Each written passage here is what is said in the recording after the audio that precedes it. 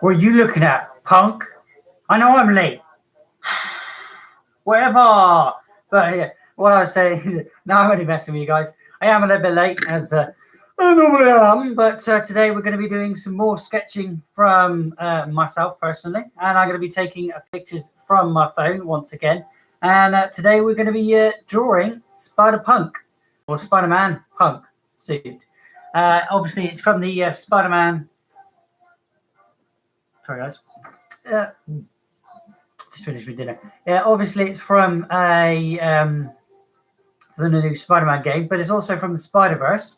And today we're going to be listening to some more Comic Storian from the other day. But today, we're going to be listening to, again, Comic Storian, but it's going to be Spider Island, where there's like an affection. Well, you'll find out for the playlist in a minute. But while I'm drawing, guys, again, we're going to be drawing Spider-Punk. So if you're a fan of that Spider-Man suit, leave a like on today, but you can chat to me throughout the stream today. I've kind of moved around my setup, so I've got an actual table to draw now instead of that shitty little coffee table I was using before. But that's what I'm going to be trying to draw today, guys. And I'll be using my phone to draw it with as the tablet that I normally use and the computer that I'm using. Thank you very much for that like. The tablet I will be tablet I'll be using is hooked up to my stereo system, so hopefully we have a better sound quality from the Comic Storian playlist today. And again, if there's any sort of comic that you would like to hear, particularly Spider-Man, Deadpool, or Marvel-esque, nothing DC. Not until I do a DC draw stream, which whenever there's going to be another Batman film or such like that, if they ever do make any more. But today is going to be Punk Spider-Man, like you can see there. Like I said in the background, guys, I did this one many years ago, and that one's just like a doodle and then turned into something. This one here is something I'm very proud of, and I just love it. I'm a big Spidey fan, as you probably noticed. I have Spider-Man all over my flat, and I also really love to draw him. I did do a battle-damaged Spider-Man a couple of years ago, which again I might redraw for you guys in my new book. And if you checked out last week's, we had hashtag 1, 2, and 3, and 4 on the last draw, which was this one here. I took a picture again off my phone or off the tablet or off the internet basically, and copied that one into my book. And then once I'd done the sketch, again, today is only going to be the sketch unless I have time. I'm running stupidly late today because I had to wait for my son to go out to his for his day out today. It's a non-school day, so he's not here. Well, he was going to be here, but anyway, he's not here. That's why I'm late, guys. So I do apologize for that. But this is my book I'm going to be drawing in. It is one of those beautiful things that you can get with these lovely, lush pages. So I would recommend getting one of these to sketching, guys. I got to find my pencils because I was not ready at all. But I thought I've got to start it.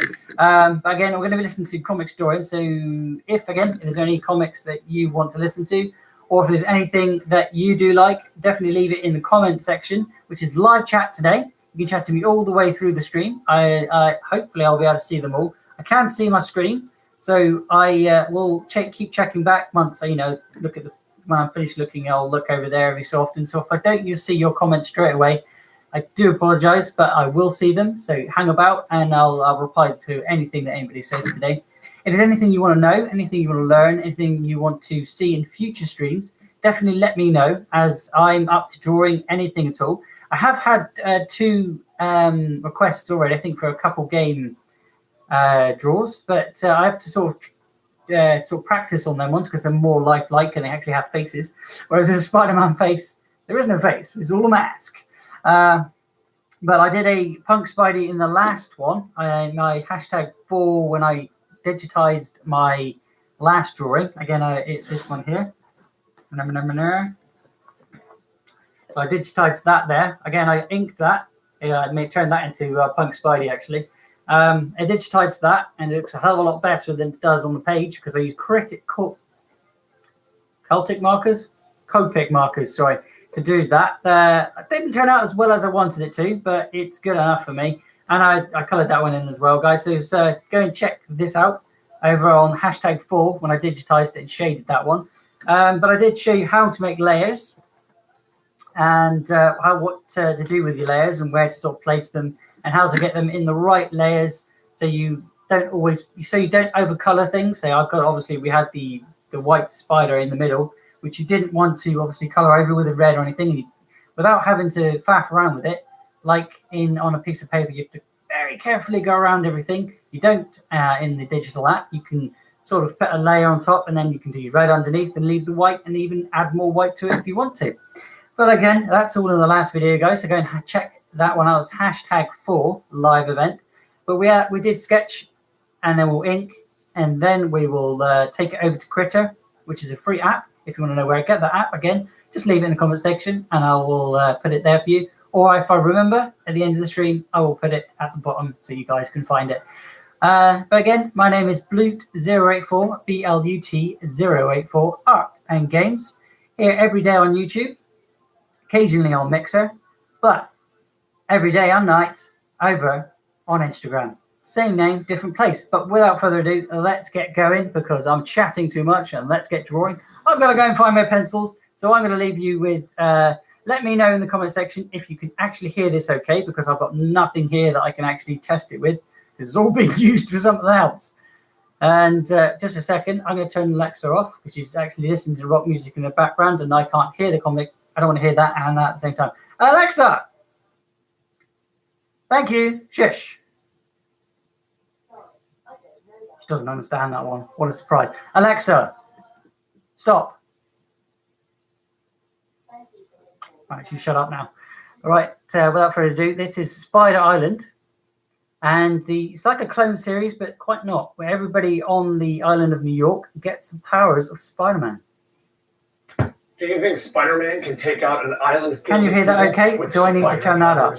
While I find my... While I go and find my pencils, and I'll show you what pencils I'll be using to sketch and things, and listen to the comic story. I'll be right back. Break them down into just white to help you understand. And then your readers dramatically back to you. All alterations to the panels, text, and images are to prevent copyright problems, and all art is owned by respective companies. Today we're going to be covering the story Spider Island, in which Spider-Man doesn't have his spider senses, so he has to learn how to use Spider-Fu. That's right, I said it, Spider-Fu. Spider-Fu! Will he be able to take out the Jackal with the help of his friends?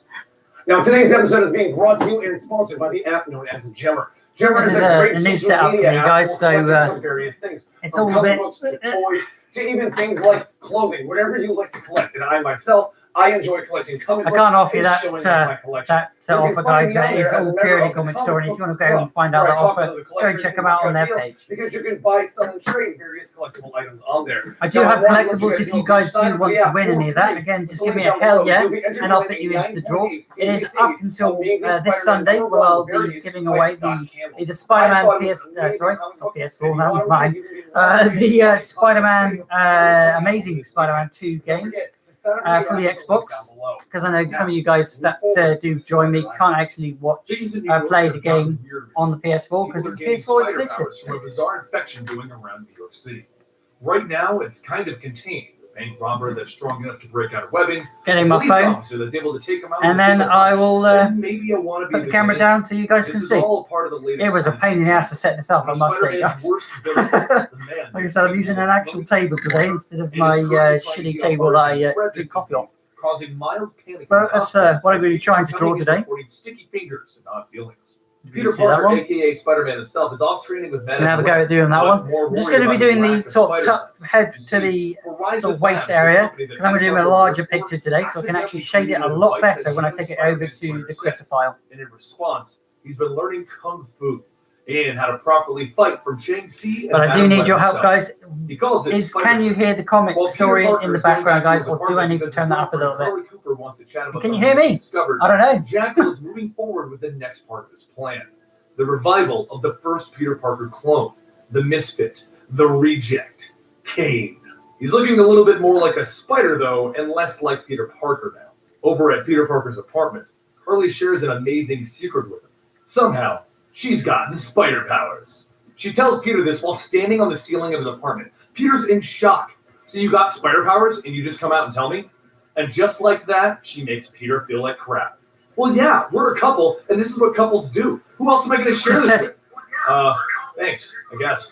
So after showing off her Yeah, you can strength, hear she that. has What you may Peter need to that do, they guys- use for Spider-Man. Did he maybe make her Yeah, you can hear that Spider-Man? fine. Sorry about the Maybe echo in he this. set her up with Spider-Man so that she could Cool. possibly Right. become his If it's sidekick. too loud, guys, and it's a bit too echoey, I can turn the sound down. So do definitely let me know if that sound is too much for you. As again, it's coming through the camera and not my mic, because for some reason the camera overrides the mic.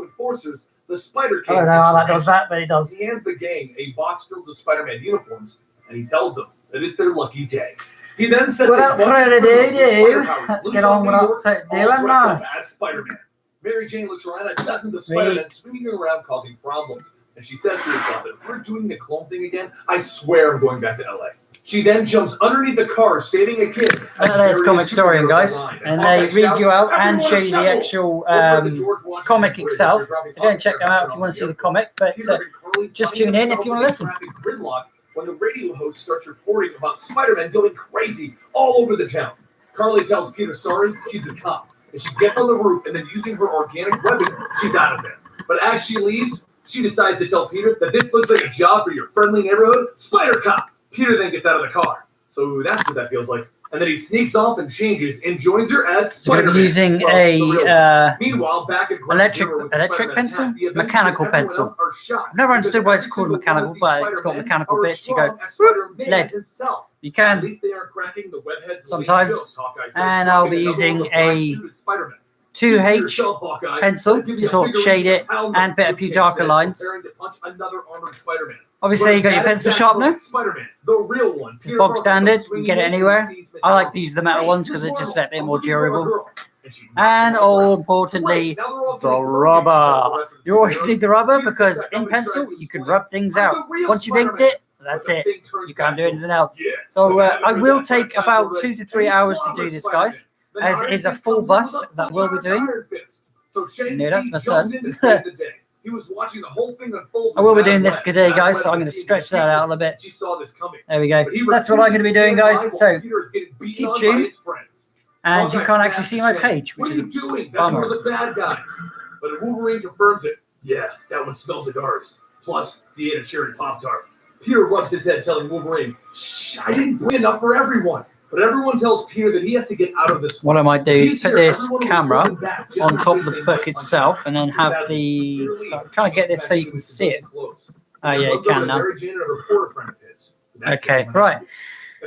So without further ado, let's get started. I need me scacky glasses. Give me a second, because I'm blind as a bat, and hopefully by the end of this week, no, next week, I should have some new glasses so I can see even better. And all over the world, everyone's asking, why would they do that? Because everyone knows us as loud, Oh. rude, obnoxious jerks. Well, guess what? This morning, I'm gonna try and get that so it doesn't time out. The rest of you, and I'm gonna do my part. My name's Peter Parker, and I'm a native New Yorker. And when I look around, I don't see a bunch of jerks. I see teachers, nurses. What you want to start with, cops, guys, you neighbors, do and ever friends. do Good anything people dark who put their lines when you all do a every sketch, day. because I see you heroes, will and today, need to adjust we're it, not just heroes, and you we're will need to rub it superheroes. out afterwards when you do Peter the Parker inking is or when you exactly just what a bunch of regular actually people that got sort of spider powers, ready to get save through the and day. do it. So They begin beating up the I'm gonna spider-powered just villain, gonna and map Harley out notices his her body boyfriend features. Peter is in the fray. So as But his, once all of the villains again, have you just up, wireframe things go everything into full swing. The spider down to flu his is a waist. disease So that I Reed might Richards needs to cure. make this a So they little lock bigger so down let's New say York that's and his quarantine waist him. there. No one gets in or out. And Peter then reports to Horizon And then Labs, we'll while Spider Cop sort of- Harley gets to work he's trying got a to prevent jacket, so there's the like a regular jacket citizens from here, becoming superheroes. and a neck. Reed takes Peter hole. aside I'll and fine line tells this all him again that in a minute, Peter guys. Spider-Man will fix You it. will The only thing possibly they know at first need- is that hang on, superpowered if I could- individuals aren't affected. It's only Can't affecting see that, normal but you can't see that people. well, While they're but searching for you a can cure, see it something else just interesting good. is going on. Eddie Brock, now known as But you Anti-Venom, always is running around anti-venom trying to as cure well. I'm people wondering if with that's spider coming into the His game, symbiote guys, can do it. because He's it's all just to do with crazy enough to think that he could be New York what's his City. name, While Mr. Flash Negative. Thompson, aka Agent Venom, is also I did a secretly jumping couple into New more York to art fix this sorry, not art problem as a streams. I Black did a Ops couple operative. more Back with Peter episodes Parker, today he has now joined Carly in her investigation because and he yesterday found what he needed, on and she Spider-Man, decided so that go and the check them Joker out. But the himself last is one I an did old will be a Spider-Man spoiler villain, video the if you're Jackal. playing along. So they swing So themselves be on the last prepared for subtitle that. of the Jackal to see what clues they can find out. But while they're tracking down the Jackal, Agent Venom has run into a bit of a problem on the nearby bridge. On as every battling against sort of, King say you Spider, got your Black elbow, Shackles enforcers. He this manages piece of the to elbow, control put a superheroes circle. as a weapon by Sorry about the throwing hairy him in the arm, air I'm a and bit of a having him land Wolverine. on King Spider, knocking him unconscious. And then he hauls him off to his Black Ops unit to figure out who King Spider is. And then you've obviously While got the your entire hands, situation is which a mess again, because King I'm Spider only is gonna free, Flash box Thompson is out able to get so I a know what I'm Venom going back for, and and it's so I about can to just kill get King Spider. the And that's when basic everyone shape discovers of that King where Spider is where I actually want to put Agent everything. Steve Rogers. He's actually Captain America. So they subdue him. And we'll and Agent Venom just uses make the sure their symbiote to head change his is appearance into King Spider, start, allowing I him don't to go know, undercover into Jackal's something like, organization. Meanwhile, back with Peter Parker and looks Carl, semi-okay they for enter his Jackal's body lair shape, only to find but he White is Rabbit, sort of James, and Scorcher waiting. aiming a Carl little bit tells this Peter way, to so start, let's as the bad guys are here, change that it must mean slightly. Jackal's involved. They both Again, these are all going to be really sketchy lines, so stay till right at the end, so maybe, or hopefully I'll be finished the actual full sketch and I'll be finishing what I can see. Seeing his girlfriend in trouble, Peter jumps onto White Rabbit using his spider food. And this confuses Carly, because if he had these crazy moves, why didn't he use them earlier? But that was all it took to wrap up the villains and haul them off. But before she goes, Carly tells Peter that she needs to talk to Spider-Man and him together. Figure out a way to get them both into the same location, because she needs to see them. Meanwhile, Anti-Venom is trying his best to cure everyone near him, but the civilians of New York... Well, that arm is already too big, so I'm going to move that and get rid of that. Monster trying to take away their awesome powers, and he keeps trying to tell them that he is their savior. But all of these spider-powered individuals popping up is also causing issues for Madam Web, because she's now becoming overwhelmed with the amount of... Madam Web, I remember her from the the 90s cartoon. Though it's causing it. Back with Spider-Man and Carly, he explains that she just missed Peter. And that's when they get a call to go stop Shocker because he's breaking into a bank during this whole thing, as odd as that is. When they get there, right off, Spider-Man can tell that something is wrong because the Shocker now has 6 arms. I need this money! I don't want to be a stupid freak, he shouts out as he begins throwing his beams all over the place. They said they could fix me if I got this money. Wait, Shocker, are you serious? Spider-Man says, dodging everything, and that's when the Shocker pulls off his mask to reveal the monster that he is changing into. Matters get even worse though as Carly begins changing into a starting the full-on sketch spider stage. monster behind Peter Oh, there goes Parker. my phone again. And then the web of life goes to its extreme. I'm going to put it as about people there. begin changing I can see a all bit over better. New York. Spider-Man looks in horror as everyone around him begins changing into these giant spider monsters. You see where I'm trying to get there, guys? Crawl away. He then hits his knees, feeling defeated because he lost track of Spider. Just doing the basic All of these outline, so spider again, we'll monsters just are going to do, one central say, location in Central Park. something the like Spider that for his Queen. arm. It turns out that Jackal And then isn't we'll the evil mastermind behind basic it. lines The again, Spider put Queen it is here, actually say, named Adrian Sordo, and we'll a have woman like with a something like that. history So we got tied his into body Captain shape. America and Spider-Man.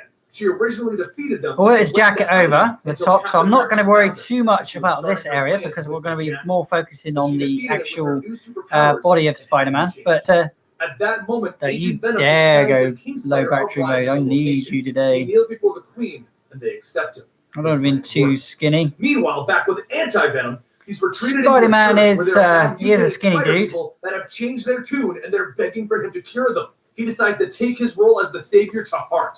He'll cure And them what you're all. listening to, if you've just Back at tuned Horizon, in, Eric guys, Jonah is Jameson Comic decided that he Historian, has his own where plan, they and he read abandoned out his bodyguard, comics Jacob to for the you emergency instead of command. having to read them Of all, course, because this not is a everybody terrible can idea, actually as buy all Gotham comics, was facing so under attack they like from to the giant share the spider comics monsters, with share the and love. Spider-Man has And I like to decided share the save love day. because But I Jameson love watching them. refuses to be saved by Spider-Man again, and he gets out of his car using his own spider powers. We were to start listening to fighting against the monsters Spider with Island. Spider-Man.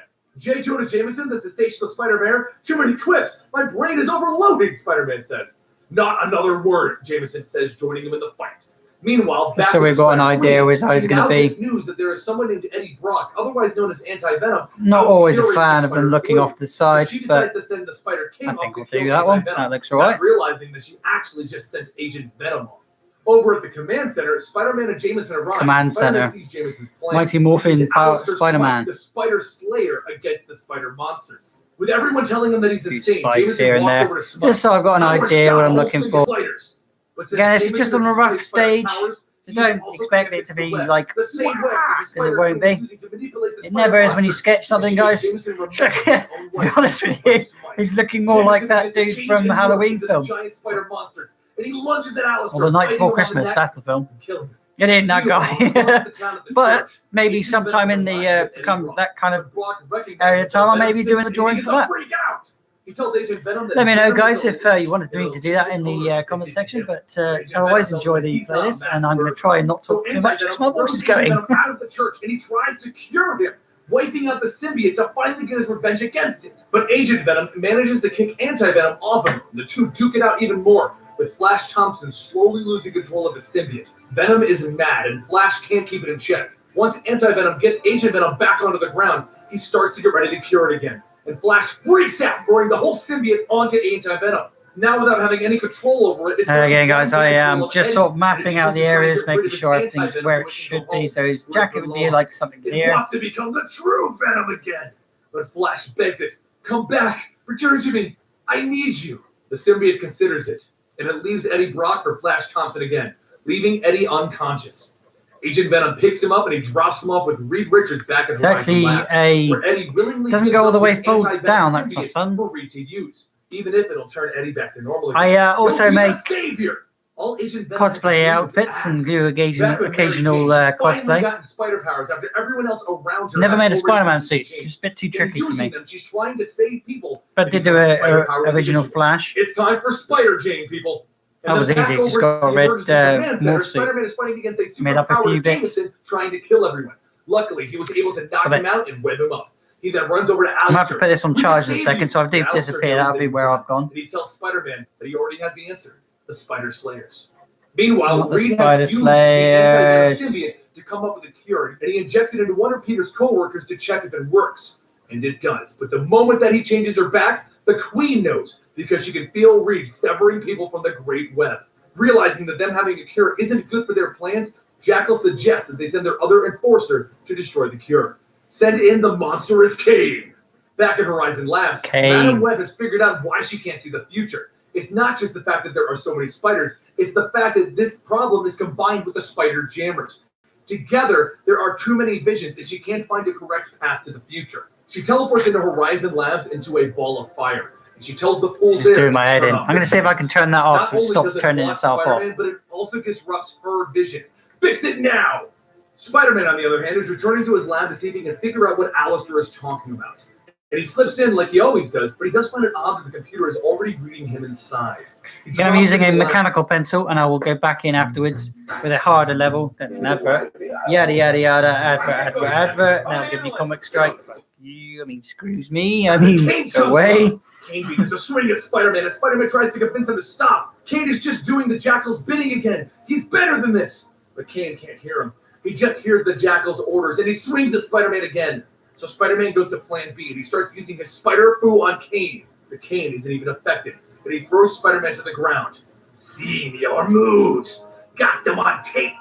With Spider-Man on the ground, Kane runs over to the doors, and using his Parker DNA, he gets inside where the cure is being manufactured off of the anti-venom symbiote. If he can destroy this, they won't be able to make him the cure.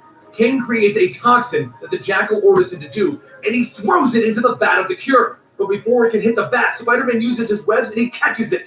Kane replies by getting his webbing onto Spider-Man's face and yanking him towards himself. And then he holds him over the vat of the cure, ready to shove him in with the toxin and cure Spider-Man and contaminate the rest of it once and for all. Right then, at that exact moment, the scientists of Horizon Labs deactivate their spider chambers. It's back! Spider-Man has his spider sense again, and it's stronger than ever. He dodges the punch, jumps into the air, and cracks Kane on the back of the head, throwing him into the cure. Kane then crawls out of the vat of cure. You'd be in general, wouldn't you? Spider-Man runs over. Kane! And Kane explains everything. The Queen is behind this, that Jackal is working for her, and that they need to stop her. While over with the Queen and the Jackal, Oh, where is he it? slams him with a sonic blast for failing her again. And Madam Web realizes the mistake that she's made, because Oh, the Queen is now getting all of the power from her spider underlings. Oh, I don't Meanwhile, bloody back know. with Agent You'd Venom, have to put up with decided it. to infiltrate her base, and once she catches him, she kicks his butt across the floor until they both end up in Central Park, where a now-cured Captain America jumps in to join the fight. With their efforts combined, they drop the Queen and finally succeed in ending Right. this. So we hope. Gonna have to deal with Because that. the Queen begins to get all the power from her spiders, and she changes in to the giant Spider Queen, the true Queen of the Spiders. Captain America turns to Agent Venom. Soldier, are you with me?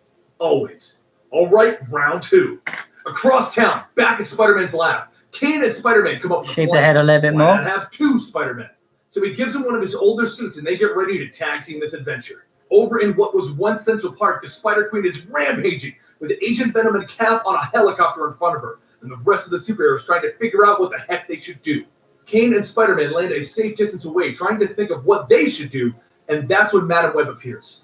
She's feeding off of the strength of all of her subjects, an entire island. She's a god now, Peter. The only way you can stop her is by killing her. Peter and Kane then jump off the roof together. You know that's not my way, Madam Web. Kane Parker is that is not our the new catchphrase. name We'll get for sued, what's his Kane name? says, ready to be the hero again. Spider-Man swings in Oh, with a what's his solid name? punch at the Scarlet Queen's head, Spider. and she throws him back against the building, but he gets caught by Mary Jane swinging by. Figured I owed you a few, Tiger. I don't know how to fight this one, MJ. Build something. That's your speech? Build something? Do you see the size of her? We would need 1,000,000 Spider Slayers to... I have an idea. With that, Spider-Man and MJ leave the superheroes and Kane to fight against the Spider Queen. He takes off to the police precinct where all of his old villains' gear is located, and he goes to the safe where they're keeping Doc Ock's Octobots. Then, they go to the largest antenna in Manhattan. Using it, he controls all of the Doc Ock Octobots, every single one of the millions of them out there, and he gets them to Horizon Labs where he grabs up all of Reed Richards' cure. Then, using the bots, he sticks every single one of the spider monsters with the cure to turn them back into regular people. The loss of so many spider people begins to depower the Queen. I'm gonna save everyone, MJ, Peter says with a grin. Back over at the Queen, she begins to lose her power, but she isn't done yet. And you guys, do you want the guitar put in there as well? I might, You think you can do it? oh, well, I You do it, could put I the can guitar do it. sort of So resting she grabs upside one of him his here. webs, and she So spins something him like around, here. throwing Kane. He then crosses the line that Peter Parker I never can't actually could. remember the He guitar pulls looks out like. his spider fangs that are in his wrist, and he launches right through the Queen's head, killing her. It's like a And guesstimation here. superheroes win again. The Queen is dead. All of the humans turn back into humans. Everyone laughs at how they're naked now. Eddie Brock is considered a hero to all of New York after saving everyone, and Reed gets credit for saving the city with Eddie's help. Kane decides that he needs to move Guesstimation will on. do. Now that he's alive again, there isn't room for another spider person in New York, so he'll head off for a little while. Maybe somewhere down south. Like Houston. That arm's huge. Carla Cooper figured it all out. It doesn't matter. Figured out We that can make it on Spider-Man bigger. Is Peter Parker. He was too good with the powers, and he adapted too quickly. She's a cop after all, and the fact that he didn't tell her is a break of trust that she can't live with. So she left him.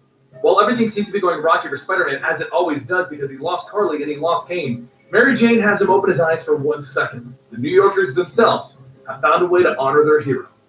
This is actually the Spider-Man story that got me back into Spider-Man after a long hiatus of not enjoying the Spider-Man story arcs. He did So I go hope you stale enjoyed for it a as while, much he as is I did. right. Now, for those of you wondering where this fits into continuity, this actually is probably our earliest Spider-Man story as of right now, but it takes place just before Original Sin and long before Spider-Verse. That's why all that stuff happens afterwards. So if you enjoy this, make sure you check out this video and then go check out our other videos. So you can Spider-Verse. get caught up with Spider-Man. Waiting for that one to come up on Check out the other Christmas. videos on the screen right now. December sometime. I can't think off the top of my head. If you know, guys, let me know in the comments section. Oh, great. Hands. We I'm no always different to anybody that is able-bodied. It's just that I've got. we always love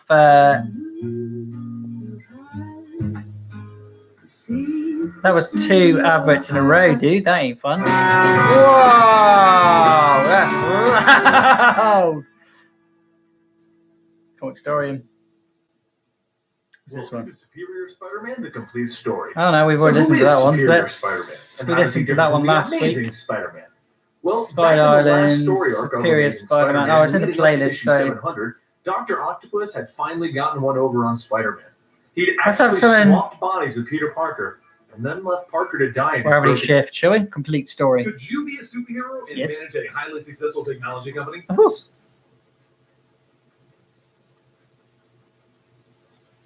Welcome to the Complete Story Series. We take trade paperbacks and single issues and we break them down into digestible bites so that we can realistically them back to you. All alterations of the panels, text, and images are to prevent copyright problems, and all art is owned by its respective companies. Don't Yep. forget to support this great industry by buying these books online or at your local store. With Yep, Super go Wars, buy them, guys. Don't it just would listen to appear the that stories because it is some of the always storyline worth having will them be continued. a physical One in copy for particular is the yourself. Parker Industries storyline written by Dan Slott. So let's explain where it left off. And for the record, this does take place right after Definitely go and Spider-Verse, which buy we already them. I'll have just on the channel. fuzz that up a bit. Spider-Man dodges out of the way of a giant snake. as Let's a make sure. I could put his legs there, I suppose, but Kill him, my brothers. I don't really I feel like think you're doing legs focusing today. on a nap, Iguana, and you can use one yourself, Mr. Breaky Pants. Iguana then grabs Spider-Man and carries him through a wall and into the touring part of the Central Park Zoo, where the kids run off screaming. Spider-Man begins to web up Iguana's face just as he gets a phone call from Aunt May. Aunt May, now's not a good time. Wait, are you okay? He says, struggling. Oh, we just wanted to make sure that you and Anna Maria are still coming over for dinner, Peter. Spider-Man thinks to himself, oh, right. She still thinks that me and Anna Maria are together. But he's saved as Aunt May's husband reminds her that Peter has a big presentation today. So she apologizes, Aunt May's hanging up. husband? Wait, are you on the phone? This is why Homo sapiens wants to be exterminated. No manners. And then, just as Spider-Man picks up a second call, Iguana throws him into a nearby clock. Peter, where are you? Do you know what time it is? Anna Marie says to him in the new call. I'm painfully aware. But his business partner, son Johnny, grabs the phone. Parker, where are you? Spider-Man kicks Iguana in the jaw as he tells them that he's spying a cab right now. If he's late, she can just stall for him. Oh, you're not doing this to me again, Parker. This whole make a prison to capture and reform criminals, this was your idea. I'm not going in there supporting a project that I don't even believe in. Spider-Man gets up and he begins to dodge and throw his punches in at Iguana. Look, I'm sorry I'm late, but I'm not going to apologize for this project anymore. You saw what the Green Goblin and his goons did to this city, and what Electro did when his powers went out of control. We need to be able to do more than hold these Electro, guys. I'm wondering if he's going to... Well, I think he is in the game, but where and when? I'm not up to that point yet. Stop talking on your phone, human! I have a legitimate grievance with the plight of the reptiles. But Spider-Man continues on with his speech about saving criminals as he clobbers Iguana and he webs him up. Good speech, Parker. Now come here and give it to the people who care, so Johnny says as she hangs up. Meanwhile, at the Department of Corrections meeting, Alchemax is knocking it out of the park with their presentation. As they walk out into the hallway, in walks Peter Parker, putting his shoes on as he comes down the hallway. You see, it was actually Dr. Octopus in Peter Parker's body that launched this company, Parker Industries. And he's the one that dated Anna Maria. Peter explained everything to Anna Maria, and she's been trying to help him keep this company afloat. But Peter Parker is more concerned with being Spider-Man than having a successful business.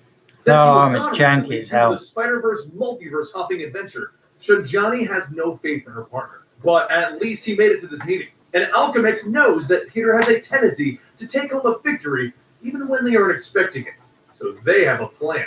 One that involves ruining Parker Industries once and for all. They hire the Ghost to completely destroy it before the Department of Ghost from Ant-Man? makes the final decision. If you haven't seen that film yet, guys, go check that one out.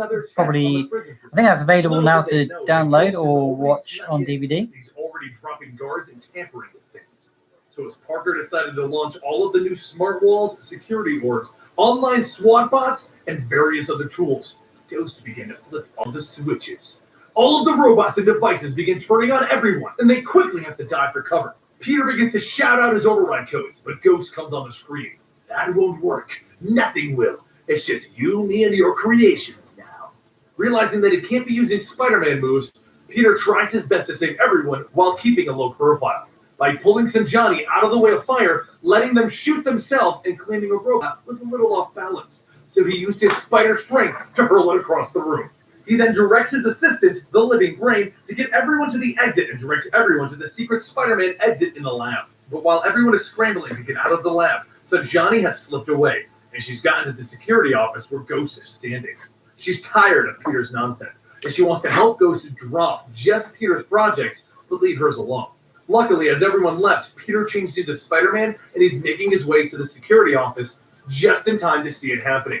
Peter jumps in telling Ghost to let go of Johnny, because Ghost grabs Johnny and he's getting ready to murder her. He pulls Johnny away from Ghost, and then Ghost replies by launching a bunch of explosions at Spider-Man. Meanwhile, Anna Maria and Clayton decide that they need to help Spider-Man, and they grab some of his tech that was... I'm just sort of getting where the arms are compared to the jacket, and then I can sort of do it myself. Not too far off it. Flames are burning as Spider-Man asks Ghost if he wants to surrender. Getting proportions is kind of hard sometimes when you want the arm to be sort of facing away from you as well as the arm facing towards you. Because obviously one's a bit larger and the other one's a bit smaller because it's further and farther away. Further and closer even. And to finally see who Spider-Man really is. And that's when Clayton and Anna Maria show up using Spider-Man's weapons. Clayton uses the Sonic Blast to throw Ghost off balance and making him tangible, while Anna Maria wraps him up in flaming webs.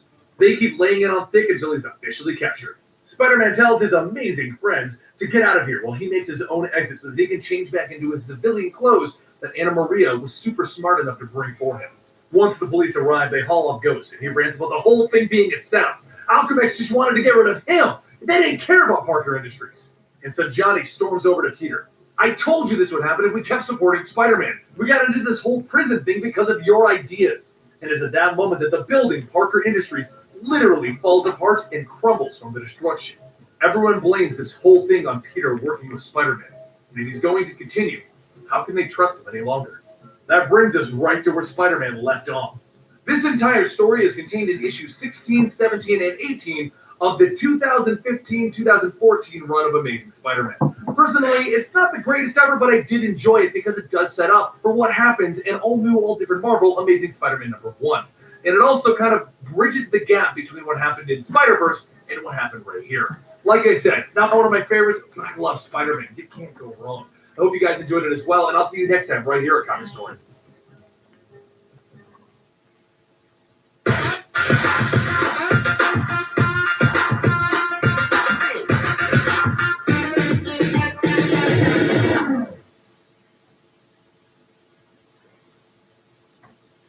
Can Peter Parker run an international company all about technology? The jacket actually on his shoulders, or is...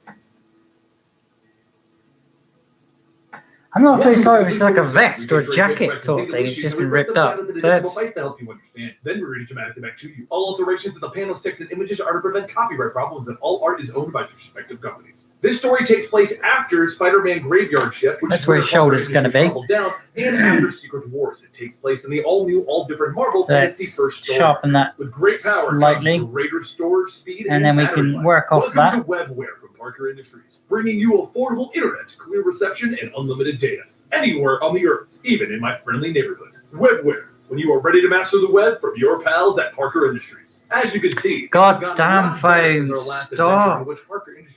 Timing out with me, do my head in, man. Company, Peter Parker is the head of it, with multiple technologies and contracts in the works. Nothing can stop him. I've just noticed the jacket goes this way. Shanghai. Spider-Man and Mockingbird are riding the Spider-Mobile at blistering speeds down the highways, on the roofs and the walls of the tunnels. Mockingbird explains the situation, that these individuals are members of Leosect, and they broke into the Parker Industries Shanghai branch. And now they're trying to make off with the secure servers used to house all of Parker Industries technologies. The exact servers that are linked to every global webware account in the world. Various cars are exploding around the Spider-Mobile as the Oh, hello. But the Spider-Mobile... Hello, I've just noticed a huge thing I'm really messed up The villains on. didn't expect Spider-Man to catch up, and they definitely didn't expect the Spider-Mobile to be chasing them by driving on the ceiling as the people of Shanghai cheer Spider-Man That's where his on. jacket He is. waves his hands at them as So he what I mean, sees guys, them you always on the got to rub Spider-Mobile things out as because it you drives at think its you're doing the right thing, on the roof of the tunnel, and he shouts and back you end up to not. Mandarin. Thank Go you. ahead. I love you too, Shanghai. Mockingbird takes a moment to let that sink in. When did you learn to speak Mandarin? Spider-Mobile sprouts legs and catapults Spider-Man and Mockingbird right to the front of the Leosec's car, and he jumps onto their hoods. Hey, pal, gotta look at your windshields? I can make them look real nice. He then hits the car with his new Zapper web shooters, shorting out the entire car, and then he web foams the car to brace it for impact.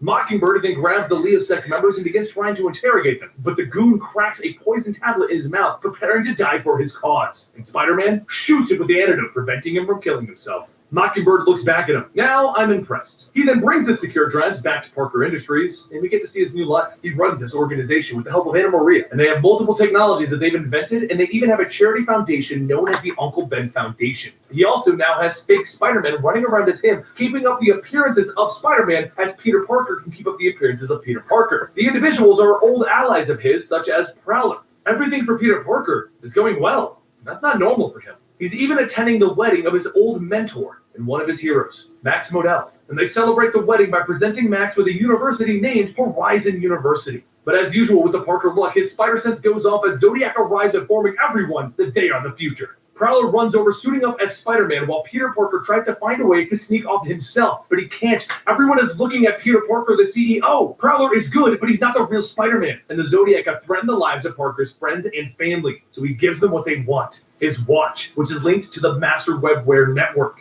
He's not worried, though. The entire network is encrypted, and Spider-Man now has 12 hours to find the Zodiac gang and get it back. He then turns to Johnny, one of his business partners, the individual who caused all of the problems before. I know it was you that teamed up with Black Cat and then Ghost and Johnny. I pieced it all together from the security footage of our destroyed building. This is not happening again. Do you understand? Yes, I'm glad we had this talk. The next couple of hours are hell for Peter as his entire board of directors wants answers as to what he's going to do about the Zodiac organization. He ensures them that the watch is encrypted and he has Spider-Man on it. They shouldn't be concerned. He then leaves to go fishing. Spider-Man and Prowler track the watch to an underwater base, and using his new stealth technology, he hides behind a whale, and they sneak their way in with Prowler telling Spider-Man to shut up, no quips on a stealth mission. They pop up and drop the guards before moving deeper into the base, where they find a room of villains discussing their need to crack the encryption on this before the deadline. But as Aquarius raises her hand to declare that by the stars in the sky, and then she stops, because Spider-Man's camo has worn off behind her. That Spider-Man is some guy in the ceiling right there, isn't it? Y'all see that, right? They jump down and begin swinging. So much for stealth. The enemy team begins shooting lasers at Spider-Man. They all just bounce off. Look out, here comes Spider-Man and his amazing spider armor. Pew pew! While they were busy, though, Aquarius sent the encrypted files to every base around the world. She then presses the self-destruct button while laughing maniacally. Ha ha ha! We've won this time, Spider-Man! Spider-Man and Prowler hightail it out of the base with Prowler asking why they aren't knocking out. They never see my phone. But Spider-Man explains. Just notice what I keep doing. Earlier, and they can only fit 2 other people. Not good. They can't leave them to drown. They load them up on the Spider submarine and they begin to ditch the base just as it Have to explodes. But encrypt my phone, eh, guys? Spider-Man's plan. He calls up Mockingbird and Nick Fury to inform them that it's done. Zodiac has sent the files to all of their bases with the tracer in the encryption. Spider-Man and S.H.I.E.L.D. now know the location of all of the terrorist bases. While S.H.I.E.L.D. is trying to track down the exact locations of the bases, Peter Parker went ahead and bought the Baxter building and renamed it Parker Industries. This infuriated Johnny, also known as the Human Torch, but once Peter showed him the monument that he made for the Fantastic Four, Johnny was a lot happier. While this was happening, Zodiac broke into the secure ship facility where they were keeping their prisoner, and they managed to kill him. Not because he revealed any information, but because he failed the organization. S.H.I.E.L.D. then launched their plans against the organization by planning a globally coordinated attack against all of their facilities. But they quickly learned that all of the facilities that they learned about were empty. They were all just dummy facilities. They were played for fools. During all of this, Spider-Man bailed on the op to rescue Aunt May from the Goblin Gang. Things aren't as bad as they seem, though, as Peter Parker explains. They may have gotten played, but they'll play these guys at their own game. And he apologizes for sending his personal bodyguard, Spider-Man, on a separate mission. He explains that they will use Spider-Man's facial recognition technology to track down the members of this organization. The question does come up, though. How can they track a gang that they've never seen the faces of? And Nick explains to Peter Parker that they lost their prisoner. Scorpio, the head of the Zodiac, broke in and killed him. I'm going to give it a couple minutes for that to soak into my own brain. By this news because he really is Spider-Man, even if no one knows that. But he decides to move forward with the plan. They don't need to know their faces. They need the technology to alert them the moment that anyone in their masks show up. And it's almost as if it was timed, because that exact moment they hit the British Museum and they get the alert. Everyone runs off on the mission, but Peter asks the more important question. How did they get this alert since they haven't gotten permission to use the CCTV feeds in London yet? So Johnny and Anna Maria explain that they have no idea. Someone leaked the Parker nanotechnology into the CCTV feeds. But while Peter Parker is trying to figure out who authorized that, Johnny tells them that it probably should wait. They're going to need Spider-Man on this mission. Then the entire team comes crashing through the museum windows, ready to fight it out. And Mockingbird goes up against the Archer, while Johnny gets busy fighting against the other members of the organization. So Spider-Man runs in and corners their leader, Scorpio. But this is all a part of Scorpio's plan. He grabs the artifact and he hits the auto-kill button on all of his lackeys. The poison pills in their teeth crack and they all begin to ingest poison. But Spider-Man takes that challenge. He won't let anyone die if he can help it. And he manages to hit all of the people with the antidote darts. He did it, except Scorpio. The battle isn't over yet, though. But for right now, Spider-Man wins. He went back to his company where he traced the nanotechnology CCTV signals back. And he discovered that it was somebody from the inside of Parker Industries. Since he can't figure it out, he assumes that it was Sanjani again. She is the one who staged everything before and even caused the destruction of the original building. He offers her no options. He tells her that he'll buy her shares and she is now excused from this facility. What Peter doesn't know is that the memories and personalities of Dr. Otto Octavius have been showing up in the living brain. He also doesn't know that his largest investor is secretly Scorpio, the leader of the Zodiac organization. He also isn't aware that there is a bandaged man building a small army against Spider-Man. It looks like the all-new, all-different adventures of Spider-Man and the all-new... Hey guys, I'm just sort of letting that soak in a second and taking another look at this picture, which my phone keeps zoning out from. I'm going to try and copying this one here. The one you can see in the thumbnail. I'm just going to flick forward on that advert. We're listening to Comic Storian. If there's any playlist from the Spider-Man series that you want to listen to, guys, which is all based on the comics. So if there's any comic that you want to listen to, and it is in the comment is in their playlist, I'll get that up for you. Welcome But to the Complete Story Series. We take trade paperbacks and single issues and we break them down to the digestible bites to help you understand. Then we're ready to come back to you. All alterations to the unfortunately, I couldn't find an actual Punk Spider-Man playlist, but he is in one of the comics, the Spider-Verse, I believe. Marvel, and is taking place after his situation with the Zodiac Group. A little distraction from the overall storyline that is happening in Amazing Spider-Man.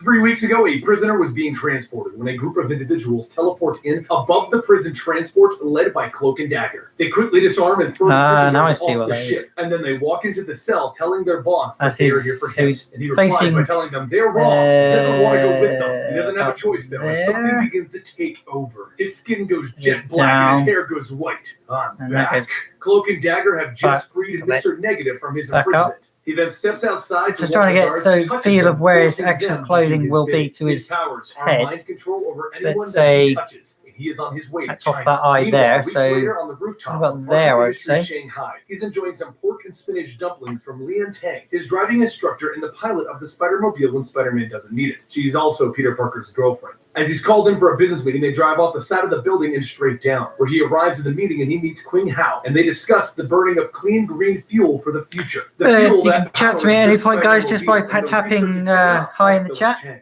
As they discuss the applications, everyone sees the police searching Peter Parker's offices. So he asks what's going on. It's an extra level of security for the celebration tomorrow since Mr. Negative is back in town. They also ask if Peter Parker can send his personal bodyguard, Spider-Man, to a situation in a construction yard where a worker is wildly Personal swinging a bodyguard. wrecking That's ball. what Iron Man He did. swings on over and catches the wrecking Till he ball, admitted he was hitting Iron Man. Cyrus. He then starts singing the lyrics to Wrecking Ball as he flings the ball into a safe area. He didn't actually admit it straight off like he does in the film. He had no idea what came over him, but seeing the Well, obviously the fact film, that Mr. Negative is cinematic universe, they've got Spider-Man to has an idea what happened. change He heads things. back to his office and he walks in as Peter Parker. But as he walks into his office, a portal opens up and in walks Cloak and Dagger. They explain that Mr. Negative would like to speak with Peter Parker. He dodges a few of their moves, confused as to what is happening, and then Cloak warps in Mr. Negative and he grabs Peter Parker. Now that Peter Parker is under his control, he will show Mr. Mr. Negative the Negative. proper respect by only speaking to him when Did they he then goes on to explain. get some more During the celebration play tomorrow, the Parker will Spider-Man serve the PS4 Shaper game Fox yesterday on and found Shadow out Queen who Shadow. The drug what war removes well we finally inhibitions met the world will see and for who he Mr. really Negative. is. It will show the world his dark So check that side. one out unless you don't want to be spoiled, guys. But if you want to find any of the secret pictures, I found them all now. So check out yesterday's stream and the one before it, and then 2 more before that to find them all. They are always at the beginning of the video, guys, so there's no spoilers until the very end for the gameplay. Generally, in most gameplay videos of the Spider-Man PS4 game, up until now, because I've run out of things to collect, I've collected everything beforehand and done some Harry missions and other things like that. If you want to go and check them out to see how I've done compared to how you've done that, guys. Like I said at the very beginning, if you want to see the cinematic, fast forward to the very near enough the end of the video. They're normally about 2 to 3 hours long because I like to collect a load of things and then carry on. Okay, ouch. That hurt. But I can't not have any videos with no the drugs begin to stick to all of the guards. oh, Right now, phone. actually pretty Can't have smart, no but a completely evil move. Spider-Man says, videos with no cinematic because I've got to carry on with the story. Meanwhile, Mr. Negative What is talking you will to see himself. in the See, actual Mr. video Negative is also a towards the normal end man named is Martin. He what changes is back in and the forth. thumbnail as well, Right now, guys, he is and that Martin is who's chained not up while helpful. Mr. Thank Negative you. is feeding him a speech through the TV where it's been pre-recorded. He explains that while they are polar opposites and they normally argue over their goal, this is one goal that he thinks that they can agree on. The crime boss that started all of this and wrecked Martin Lee's life has become old man Shane Kwang Hao. And through some shady deals in the government, he has gone from being a crime lord to China's greatest humanitarian. If Martin Lee agrees to stop fighting with his evil half, they can stop Kwang Hao together. Martin doesn't need to think about it. All right, I'm in. Back in the factory, Spider-Man is whipping everyone to the walls while trying to dodge Dagger's daggers until she finally hits her mark, throwing him to the ground. Cloak and Dagger begin to approach the now beaten Spider-Man as he begins to apologize to Tandy, and then kicks a box of the drugs onto her. She begins going crazy. So Ignore the Cloak arms grabs for her now. and teleport I will away. sort them Spider-Man out. I gets just wanted to make sure remembering everything was that he in still has a sort of tracer shape on and where it Cloak. should be, Negative still thinks making he's everything Parker,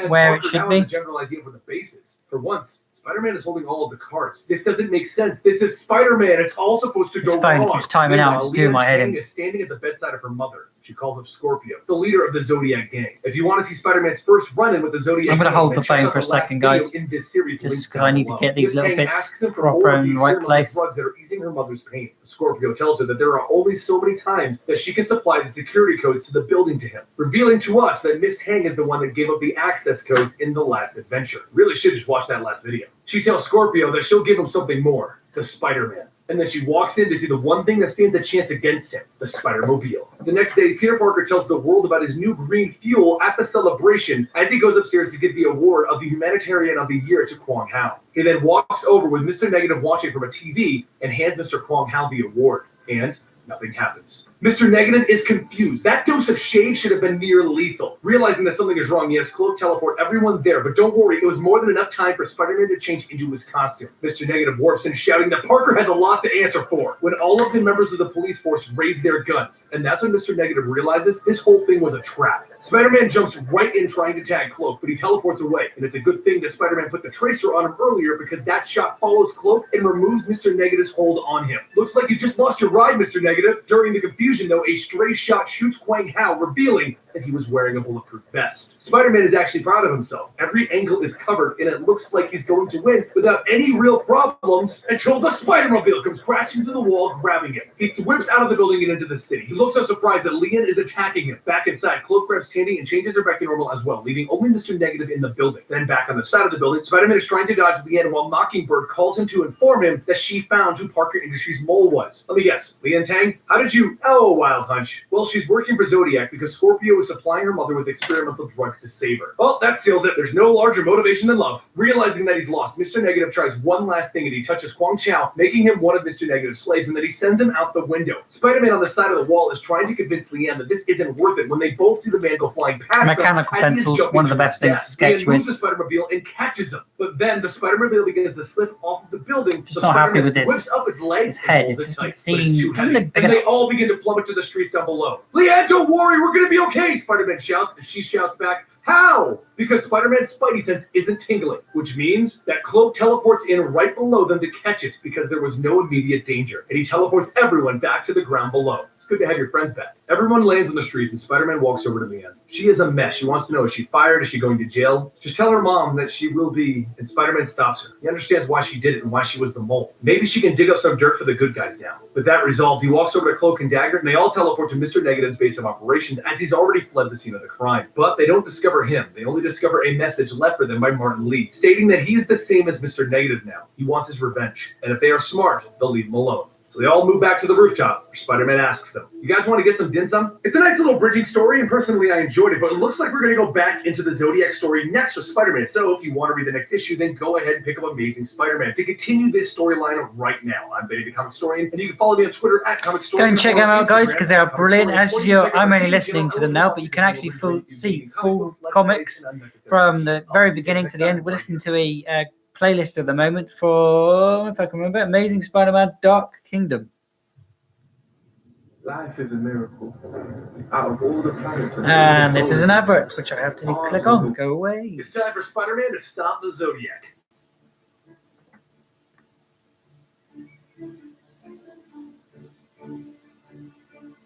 Welcome to the Complete Story Series, where I take trade paperbacks and single issues and I break them down into digestible bites to help you understand. Then I read it dramatically back to you. All alterations to the panels, text, and images are to prevent copyright problems, and all art is owned by its respective companies. This is the conclusion to the Scorpio storyline. Check out our other two videos on the all-new, all-different Amazing Spider-Man if you're feeling a little lost. Our story begins with Nick Fury paying a visit to Peter Parker, who works in the Baxter Building now. As Peter's guards stop Nick and tell him that he needs an appointment, Spider-Man appears over Nick and tells him that he's got something to tell him, and he's going to love it. Spider-Man tells the guards not to worry, and Nick goes with him. And then he tells Spider-Man that he kind of needs to see Peter about locating Scorpion. Spider-Man tells him not to worry. He's got a plan. This way to the secret elevator. Once the two of them step towards it, Spider-Man gives Nick a spacesuit, and Nick looks down at it, and he asks what's going on. Spider-Man explains that they're going into space to reactivate the SHIELD satellite that Scorpio hijacked. So, to the Arachno rocket! Over in Paris, one of Scorpio's men, Gemini, has called in to inform Scorpio that Spider-Man has made a move towards space. Scorpio asks how this could possibly happen. I got a poll in the Gemini has the ability to comment section here, guys. Which one's better, Batman or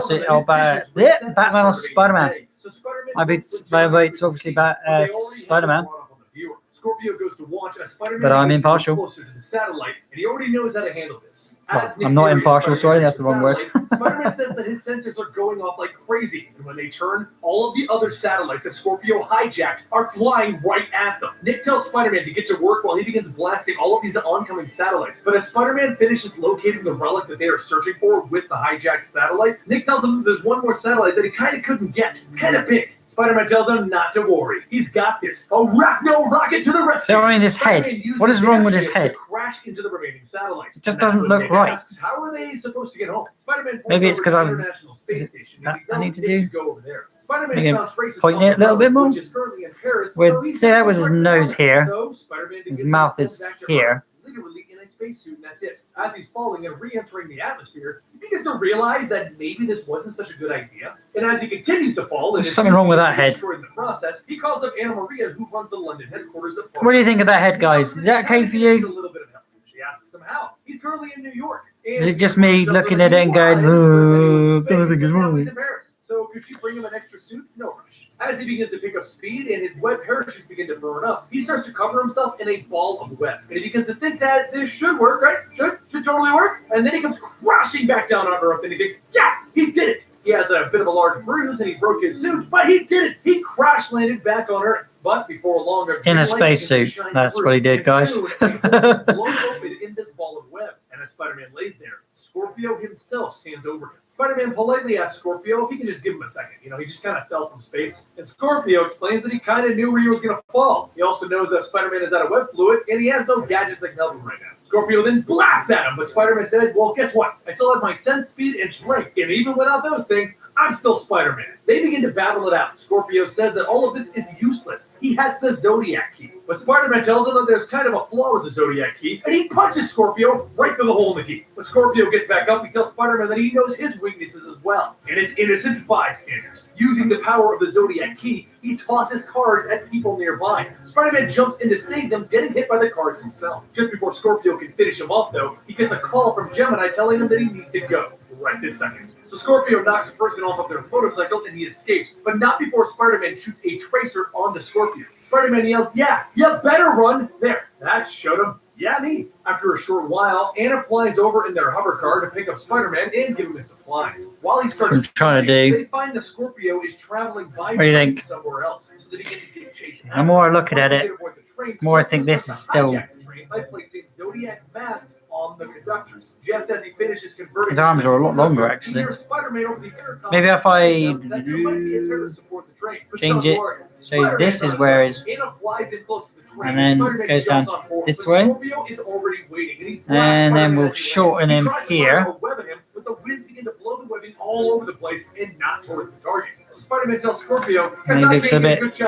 Well, he doesn't look so long. Scorpio replies to him, no, remember, I know your weaknesses. And he shoots above the train, causing various rocks to fall on Anna. Spider-Man jumps back to try and save her, but the falling rocks cause Anna to spin out of control and crash into the ground. Even though the car is damaged, they are able to fly away. But while Spider-Man is trying to figure out his next move, the robot brain asks, why were you even in space anyway? And that's when he remembers. He was tracking the traces of the artifact. He remembers where he has to go. Anna begins to fly where Spider-Man tells her to go, and when they reach the home of where the traces came from, Spider-Man begins to remember this house. This is the house of Vernon Jacobs, one of Parker Industries' biggest shareholders and investors. And judging by all of the star charts and Zodiac-themed sculptures, he's probably Scorpio. Spider-Man begins to go deeper into the house, and he realizes that Scorpio was using Parker Industries' resources to do God knows what. But there's so much for him to go through, that Spider-Man might be a little too late. What should he do? So Anna tells him to ask for help, and he responds with, well, kind of just did. But she tells him, not her, if Scorpio can use the company, so can Spider-Man. So Spider-Man begins to call in some of the company's brightest individuals at holograms to look over this facility. The team looks around and Spider-Man... What I'm going to do when I finish that is just fuzz it off. So I'm not doing legs, I'm just doing the sort of waist upwards. Reveals himself to be Vernon, and he tells Spider-Man that it was actually him, with the power of Gemini, the individual that can look one day into the future, who built up Parker Industries to what it is now. So Spider-Man can go ahead and tell Peter Parker that all of those profits helped fund the Zodiac group. Spider-Man tells him that he's going to stop this. The Scorpio tells him he really shouldn't cross it, because with a snap, he can bring it all down. Wealth, fame, power, all of it gone. Spider-Man responds with, he isn't sure what Scorpio's the snap of a finger. Hey, hey, hey. Spider-Man's team begins to try and find find the location You ain't where Thanos. Scorpio went, but nothing is turning up. So Spider-Man stands with Mockingbird on a rooftop, and he tells her that they're pretty much hosed. Spider-Man just needs a sign, and he can work with that. Over in Greenwich, London, Scorpio begins preparations with the orrery, the relic that he stole, and the Zodiac Key. And as they're revealing at this moment, this is the date of the Holy Alignment, the time of his ascension. Just as the orrery begins to emit a bright green light of power, the Zodiac begin to chant that they are the Zodiac. They are the future. Back with Spider-Man, he notices something in the sky, and that's when he sees his sign. Back over with Scorpio, those green pillars of light come down and begin to carve into the earth, finally revealing the doorway that Scorpio was looking for. But Spider-Man appears, telling him that he's here, and he's going to be interfering. Spider-Man, with the help of Mockingbird and Brain, start taking out those Zodiac masks. And Scorpio tells him this is impossible. How did you find me? Spider-Man tells him with the help of Nick Fury back in the space station. He was sending Morse code down at this location. Scorpio tells Spider-Man... Is that hand a bit small? It is further away, so we'll leave it like that for now. And we'll go on to this one. Leveling everything and everyone by him. Scorpio then takes off his mask and he begins to head towards the door that the orrery has created. And he begins to state how no one thought what this giant key was actually for. Spider-Man then jumps in Try and copy that Scorpio's one there. feet over his face, and he tells Scorpio that he has an all new move, armpit punch. He then punches Scorpio in the armpit, forcing him to drop the key. Spider-Man then says yada yada extension, blah blah key to destiny. But what happens if someone else gets there first? Scorpio yells out no, but that's all Spider-Man needed to hear. He goes down, sees the door, and he realizes, oh, what's a giant key for? A giant door. But before Spider-Man can put the key in, Scorpio runs in after him and summons the key back to him. Spider-Man tries to block the passage, but Scorpio tears through it, knocking Spider-Man out of the way. He then begins to put the key in and open the door, and finally, Scorpio receives his reward. This door can show someone the future up to an entire year. So Spider-Man charges at Scorpio, and he tackles him in the back. Scorpio begins to fall into the door, so Spider-Man shuts the door. And once they're closed, he locks the door. Outside, everyone begins to snap out of Scorpio's trance, and Bobby is assuming that Spider-Man took out Scorpio. Spider-Man says, yeah. So she asks, well, where is he? Honest answer, I smacked him into next year. You're being serious, aren't you? For once, yeah. She walks over and yoinks the key from Spider-Man and tells him that this is going back to S.H.I.E.L.D. Spider-Man tells Anna Maria that she just yoinked him, and Anna tells him that she likes you, Peter. Spider-Man asks, really? And Anna Maria tells him, shh, watch, that we can make her jealous. And Anna holds onto Peter's arm, and everyone walks off. That's the beginning of the first arc for the all-new, all-different Spider-Man. Personally, I did enjoy it, even though some people feel that the Zodiac group was a little too simple for Spider-Man to be fighting. I like how it ended. Hope you guys enjoyed this also, and don't forget to check out... His arms are looking a bit bulky, isn't it? And if you enjoy comic books, we have a gaming channel known as Eligible Monster, where you can get gaming What I've noticed, he's not actually wearing a suit on his arms. He's actually wearing the jacket, but that denim jacket part is the overlap of a leather jacket, or it's like a sewn-in version. Or actually, no, it's all leather jacket. See what I mean? This here. Whatever he's planning, he's Hang on, I'll get rid of that outfit, guys. Shut up. How can two individuals with massive egos work together? See what I mean? Talking about Tony It's Stark. that's jacket, leather jacket, and I thought this was denim. To be completely honest with you. Well, it might be denim, but he's got like a leather jacket on, and his arms here Then I read it back to back too. is The panel text and images, the art of event, it copyright, ends in a jacket, art is owned by Spectrum which I thought was all well. When you're playing the game, it looks like it's he's wearing a denim jacket over top of a suit. That one continues the plot line of issues 12 to 15. It makes things so much easier for me. It means I don't have to put any muscle structure in. Just need to put jacket structure in. And that's a lot easier.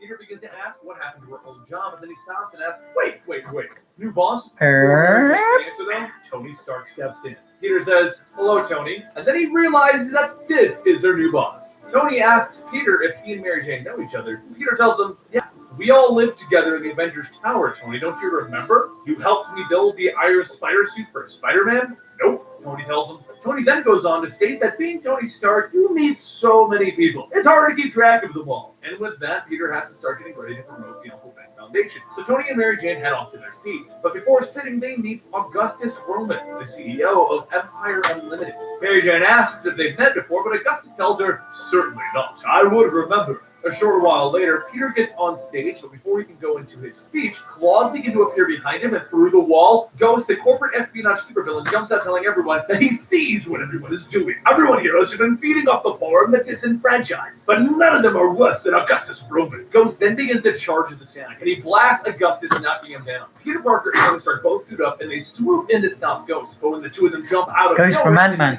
I just take a quick drink there, guys. About who's going to stop Ghost. They begin to bicker back and forth. That Spider-Man's better than Iron Man. But no, Iron Man's better than Spider-Man. And Ghost... There you go. Another poll, guys. Iron Man or Superman? Iron Man or Superman?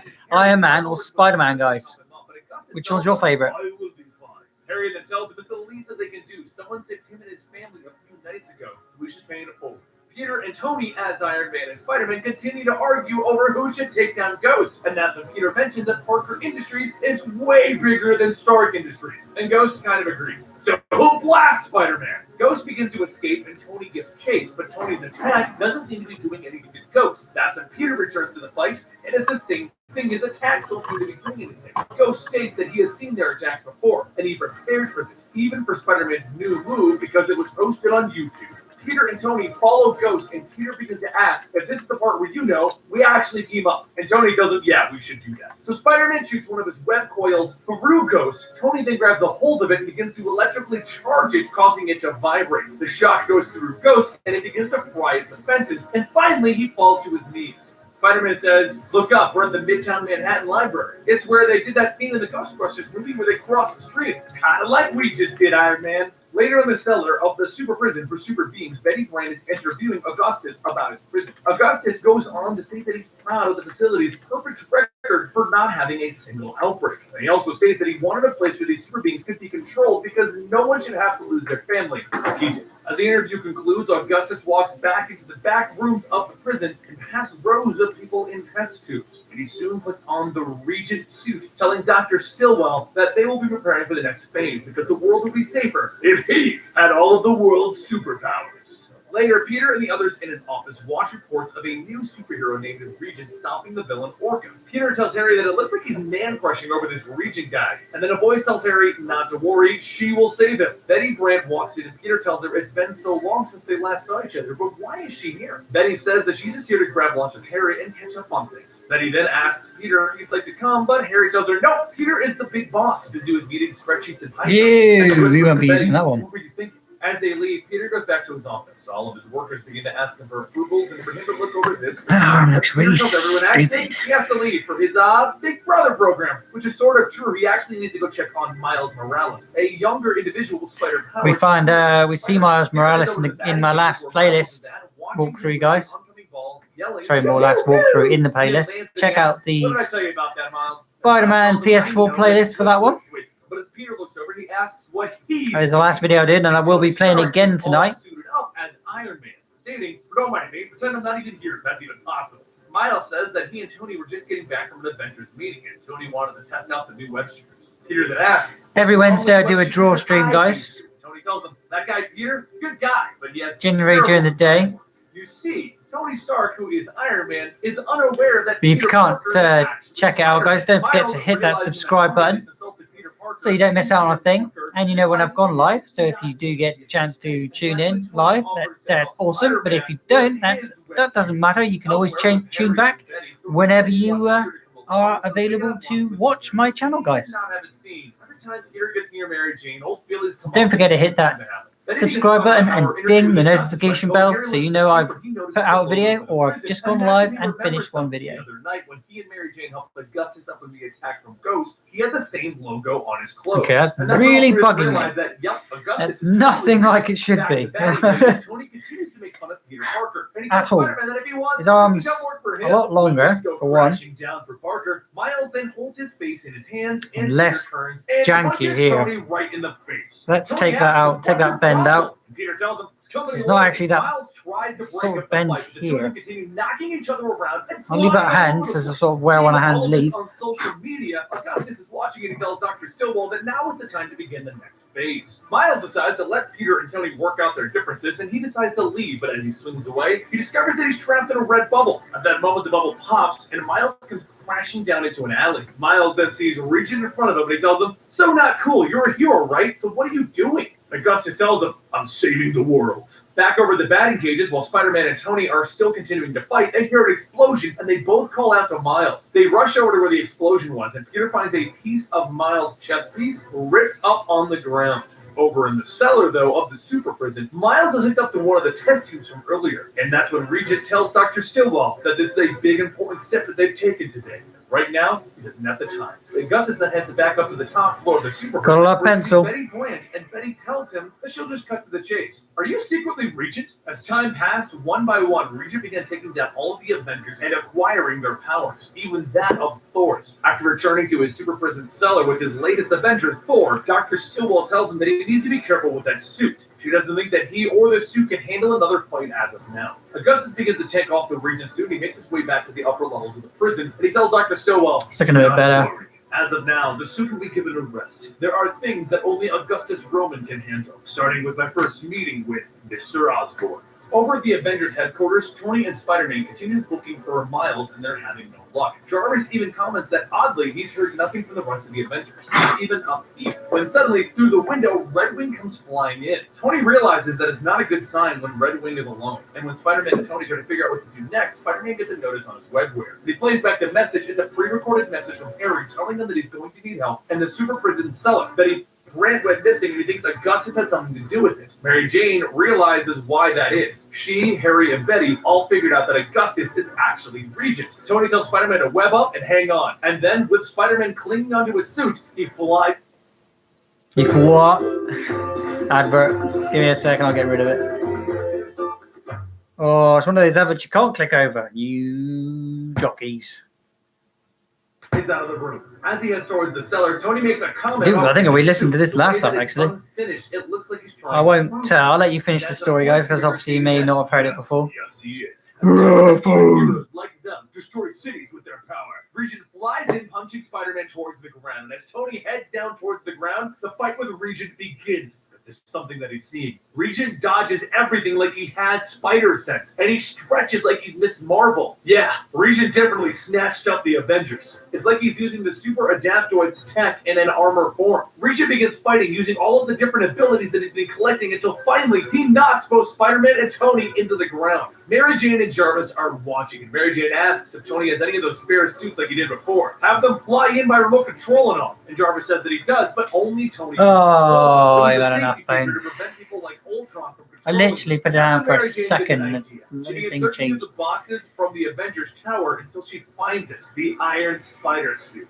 Jarvis is worried, but she tells him it's okay. She once wore an earlier version of Tony's suit, and she has Look at him, spider powers during that whole Spider Island mess thing. Augustus then takes Spider-Man and Tony and prepares them to be brought down with the others and put into a tube. But inside one of the tubes, Harry's tank begins to fill with a liquid, and he tries to beat his way out. Without having any luck, he remembers that there's a new app on his webware that Clayton Rigg helped make from his tech when he was Flash. Oh, you better not time out again. Literally put you down. Ring out from the webware device, and the glass begins to shatter. Harry picks himself back up and he tries to escape, and he calls into his webware for Spider-Man. Peter then begins to hear Harry through his webware, and he begins to wake back up. He tells Harry that he needs to stay strong and not to give up, and he won't either. Augustus looks back and he tells him that it doesn't matter at this point. Do you think that you can escape my construct? Peter tells him no, but he knew that he had spider sense, so he wanted to create a little distraction so that his spider sense would be thrown off. And that's when Mary Jane appears, knocking Regent in the Iron Spider suit so hard that he releases his grips on Peter and Tony. As Peter and Mary Jane begin to battle it out with Regent, Peter stops and he begins to ask her, "Are you getting a weird feeling?" And that's when Mary Jane cuts him off and continues the sentence. Like this has happened, and Regent ends the sentence stating, "Before, but something's different." Tony flies in and asks, "Did it have more explosive missiles? Maybe? No? Oh well, I tried." And he launches in multiple missiles at Regent, blowing them up all over him. Mary Jane tells Peter to go on and help Harry. Her and Tony will handle things up here. So Peter makes his way into the prison and he finds Harry struggling with some of the guards. After freeing him, he then goes in deeper, beating up more of the guards to rescue Miles. And then all three of them begin to break everyone else out of the test tube. Just going to put a quick post up on Instagram, guys, just to let other people know that I am still live.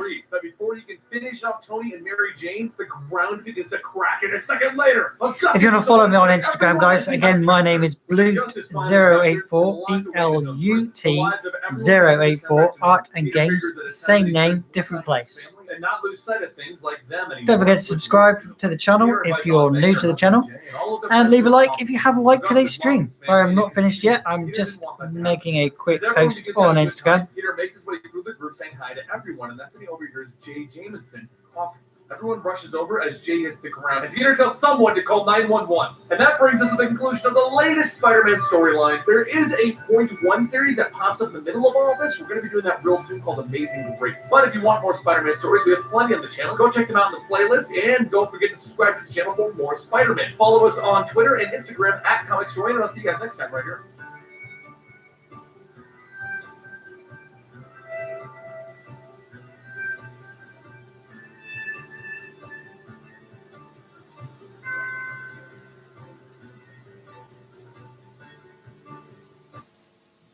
Big morning. Adverts. Yaddy dee doodle doddle, you don't give me anything, go away. Big morning. Introducing Straight after that one, I get rid of that and it gives me another one. Okay, go away. We haven't done a Spider-Man story in a while, so let's Now, catch you back up. Comic to what's Storian, been happening with him. they can have as Right much before respect Secret as they like, Empire, because they are so we can absolutely then go into awesome. the Secret Empire storyline. Green Goblin has Secret been Empire. charged, and he's basically Norman Osborn with a new goal: destroy the Spider. Well, it's kind of his old goal, but now he's really, really dedicated to it. Osborn identity. Let's roll that video. Down the streets of Las Colinas Rojas, Peter Parker and Mockingbird Bobby Morris are joined by I think we listened to this Devils last as they time. raid the nation's greatest drug lord, El Foco Cuero. As the groups make their way through the tunnels, I might Peter change says up that in a his minute. source is right. This isn't a standard Spider. Again, I can't find any Punk Spider-Man playlists. Nothing. And Tarantula I think says he's the just in the previous Spider-Verse. Tarantula said that Spider-Man was always funny with the jokes. Peter tells them that there is nothing to laugh about down here. They've got work to do. The further the group goes, Peter tells everyone that they don't have the element of surprise. He'll have to be the one to take the lead. The Spider Sense should give them some warning that something is going on. And Bobby asks, what is your entire plan exactly? Just running ahead. Nick Fury tells her negative. Spider-Man stays in charge. Plus, he's the only one who knows where everyone's going. Nick then asks, are they going to know how they got this intel? And Peter tells him that someone owed him a favor. Because just prior to this operation, that source happened to be the Kingpin, Wilson Fisk. Back in the tunnels, a group of goblins appear. Peter says, yeah, this is the right place, all right. The goblins throw flash grenades, and they blind almost everyone. Peter shouts, don't worry, I got this. Meanwhile, above on the street, they cloak I got woman this, finishes I got planting an this, don't explosive along worry, the street when some of the residents come out asking what are those things in the street. One of the boys says that he's going to go get one, and the cloaked woman screams for him to get back and starts to fire her gun into the air. Down below, the fight with the goblins continue, and Tarantula says that she thought that this impressive spider sense was going to alert them. Peter tells her, yeah, if you want out, that's fine. The spider pods are back that way. Bobby shouts to just stop it. She gets that he's not always a team player, but he needs backup on this one. Peter punches into one of the goblins and tells her no. He knows exactly what he needs, and it's not anyone who's going to hold him back or be in his way. Is that clear? Bobby Okay, asks, all right, let's "What's get a that picture in you?" back. And Peter says that Send she that has post no out. idea what he's Get been rid through, of that, but he's and lost. bring it over here, and we'll get back on with what we're doing. Osborn. Devil Spider jumps in, kicking one of the goblins, stating that he thought that they were supposed to be after Fairly El happy with that Facaro. jacket side now. They're What do you think, guys? Drug Lord and Gunrunner, and Peter tells them that there is no El Facaro. They're number one. Put the It's spikes on the Norman head later. Osborn using another face with another identity. Just then, Facaro appears. Okay, with a right. machine I'm gonna go over to gun this firing, arm saying now that he so I can has get it in the nothing right for shape. Much less than breaking into his home. Back topside, the cloaked woman makes sure that the coast is clear of any remaining residents and then presses the switch, causing a massive explosion. The shockwave of the blast travels all the way back underground where Peter and the rest are hiding out. Kind of Facaro here, makes his really. It's escape, not and so Peter far spots out, a bag so- with pumpkin bombs and calls out to Devil Spider. After Peter tosses the goblin at him, Devil Spider asks, what is he supposed to do with this guy? Peter says that they're shield guys. Take these men and get out. Take the pods. Don't wait for him. One of the field agents then looks at Bobby and asks, what do they do? And she tells them, do what Spider-Man says. She's sticking with him. As Peter and Bobby run on, she asks, what is the plan then? And Peter says that he has no idea. He's kind of making it up as he goes. While the structure behind them falls, Peter quickly webs up Facaro and grabs him, continuing to run along the same path that he was going. They blast him behind, throws the three of them into the pool room. And Peter says, well, last one has to do extra laps. More debris starts to come down around them, and Peter takes the bag of bombs to the bottom of the pool and arms them. He surfaces, telling them both to take a deep breath. The water wasn't brought down here in buckets. It would have to have been pumped in. But before Bobby can even ask, the charges go off underwater, sucking all three of them down into it. Peter shouts at them to close their mouth. Trust him. Seconds later, everyone is thrown through the sewage drain, and Vaquero shouts, "You are both crazy!" Peter says, "Come on, Norman, like you know crazy." And Vaquero shouts, "Stop calling me that! I am not this Norman Osborn person." Then Bobby asks, "You don't think maybe he's not?" Later at SHIELD headquarters, Nick says that this is not Osborn. Fingerprints, retinal scans, voice recognition, whatever he thought, this isn't Norman Osborn. Peter screams out in frustration, breaking the table. And Nick tells him, "I hope you feel better. That was a spy table. Those cost more." Elsewhere, though, Norman Osborn, wearing Vaquero's face, says that it looks like the real Vaquero was almost killed. His face is now useless. As Norman walks further into his hideout, Dr. Dragovic says that he laid out many choices for him this time. And Norman looks at the wall of human faces and says perhaps it's time to show his true face again. It would almost be like a homecoming. The next day, Peter heads over to Aunt May's apartment where Harry and Betty are keeping Aunt May company. What do you think of that film, Homecoming, guys? Let me know. I'm a bit you to stay a little bit longer. I've got sided on that one. To take care of. Later at JFK Not a Airport, great fan of the new Spidey, but shouldn't they be taking had to bring him into the universe somehow. jets to Hong Kong? Isn't there another one that they could take? Peter tells them that the plane is down for maintenance, and on his list of personal problems, hands he on never like a thought outward having another jet facing. would be one of them. While the two of them wait for their flight, Peter sits and says that he's got one. An evil clone of himself brought his loved ones back from the dead. It emotionally scarred him and everyone close to him. Bobby then takes a bite of her sandwich and says that she's time traveled to the Wild West, killed a cowboy, and his ghost went on to stalk her in the present. Oh, and that ruined her first marriage. Peter says, "Fine, you win." Later that night, aboard the flight, Peter wakes Bobby up from her peaceful nap and says that he's just wondering, has she ever thought that maybe they could be together? Maybe dating or something? Aunt May leans up from the chair and says that if that is how Peter Benjamin Parker asks girls out, it's no wonder that she doesn't have any grandkids. Harry then pops up stating, well, technically he's still watching Aunt May, right? Once the plane touches down, Peter has Harry and Aunt May taken to get ready for their Uncle Ben Foundation charity event. Quietly, though, he says that this is supposed to be just the two of them here. Bobby tells him no stress about it too much. The lead said that Osborn could be in any of these cities. Peter says, yeah. There's only one way to find out, though. So the two of them suit up to Spider-Man and Mockingbird. And Bobby says, keep in mind, this isn't like before. They do not have permission to be here. SHIELD will not have their backs. It's just the two of them. They travel around the city, and Peter says that she's still a secret agent lady, right? She's got to know some doors that they can knock on to find a rogue international gun run. Bobby says, well, she does have some ideas, but if Norman Osborn has been setting up shop in Hong Kong, then they might have to break a few jaws and bruise a few knuckles, but they will find him. A little while later, Peter knocks at the last guy and says that they were just playing Mahjong, and Bobby tells him that this was a serious backroom gambling den. Peter then shouts louder, Mahjong! And Bobby says, yeah, that's what they play here. Peter then pulls Bobby aside and says that he's a little uncomfortable with all of this. Does it feel weird that they're only beating up Asian people? It's just that he's so used to beating up people of all races and creeds in New York. Bobby rubs her head stating that they are in Hong Kong, but would it help if they went somewhere where people were in masks and that it could be anyone underneath them? Peter says that he knows it's a cop-out, but yeah, he'll take that. Moments later at another gun den, Bobby finds a shipment of pumpkin bombs, and Peter grabs the masked man asking, what is Osborn? Don't lie, my spider sense can pick it up, which actually, no it doesn't. The man shouts that he doesn't know. All Osborn said was something about UBF. Bobby says that she's been speaking Mandarin for a while, and she has no idea what that means.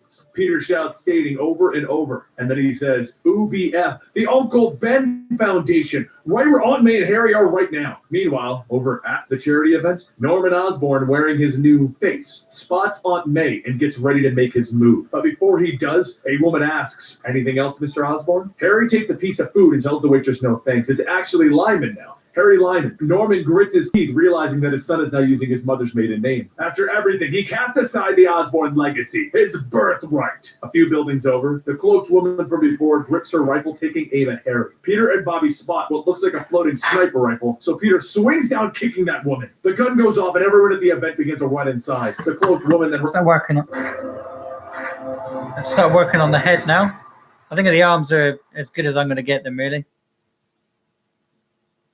I'll put the hand here in a second. Peter fires his web coil, sorting out the cloak tech on the woman. In a flash, the figure appears, and Peter asks, how are you alive? What's going on? And Silver Sable says, what's going on as he just saved Norman Osborn. Back over at the event, the guests heard the gunshot and started running towards the exit. But for Harry, Norman tackles him to the ground, asking his son if he's been hit. Harry says he doesn't think so, but that voice and son, you can't be my father. You can't be back. Norman tells him, you may be a whiny little brat, but you will always be my boy, my firstborn, an Osborn. Now, if you'll excuse me, Daddy's got some work to do. Across the way, Peter asks what the heck is going on, and Sable fires her grappling gun, stating that she missed her shot and now Osborn's getting away. As Peter and Bobby follow, Bobby says that Sable's alive again. You don't think that she's a clone, Peter? And Peter stops her, telling her, don't, I can't do clones anymore. He swings down past the event, asking if Mrs. Parker is okay. And Harry shouts that they're all fine, but the one in the back on those bikes is, Peter tells him, I know, it's your father. Don't worry, I'm going to take care of this. With Peter leaving, Harry looks around and sees the man that Norman was speaking with and asks what business do they have together. The man says that he doesn't want to be mixed up in this. The guy had given him an invite to some expo. They can have it. Up ahead, Peter and the others chase after Norman, and Norman looks back seeing Sable, stating that she must have been the ghost following him around the globe. She's supposed to be dead, and they're going to rectify that. As the Goblin soldiers open fire, Bobby radios into Nick that they need backup. And over the intercom, Nick tells her that her request is denied. And as Bobby asks why, he tells her that what he sees is a S.H.I.E.L.D. agent out of her jurisdiction in an international terrorist event. Now, how many spikes does he have on his head? Charity event.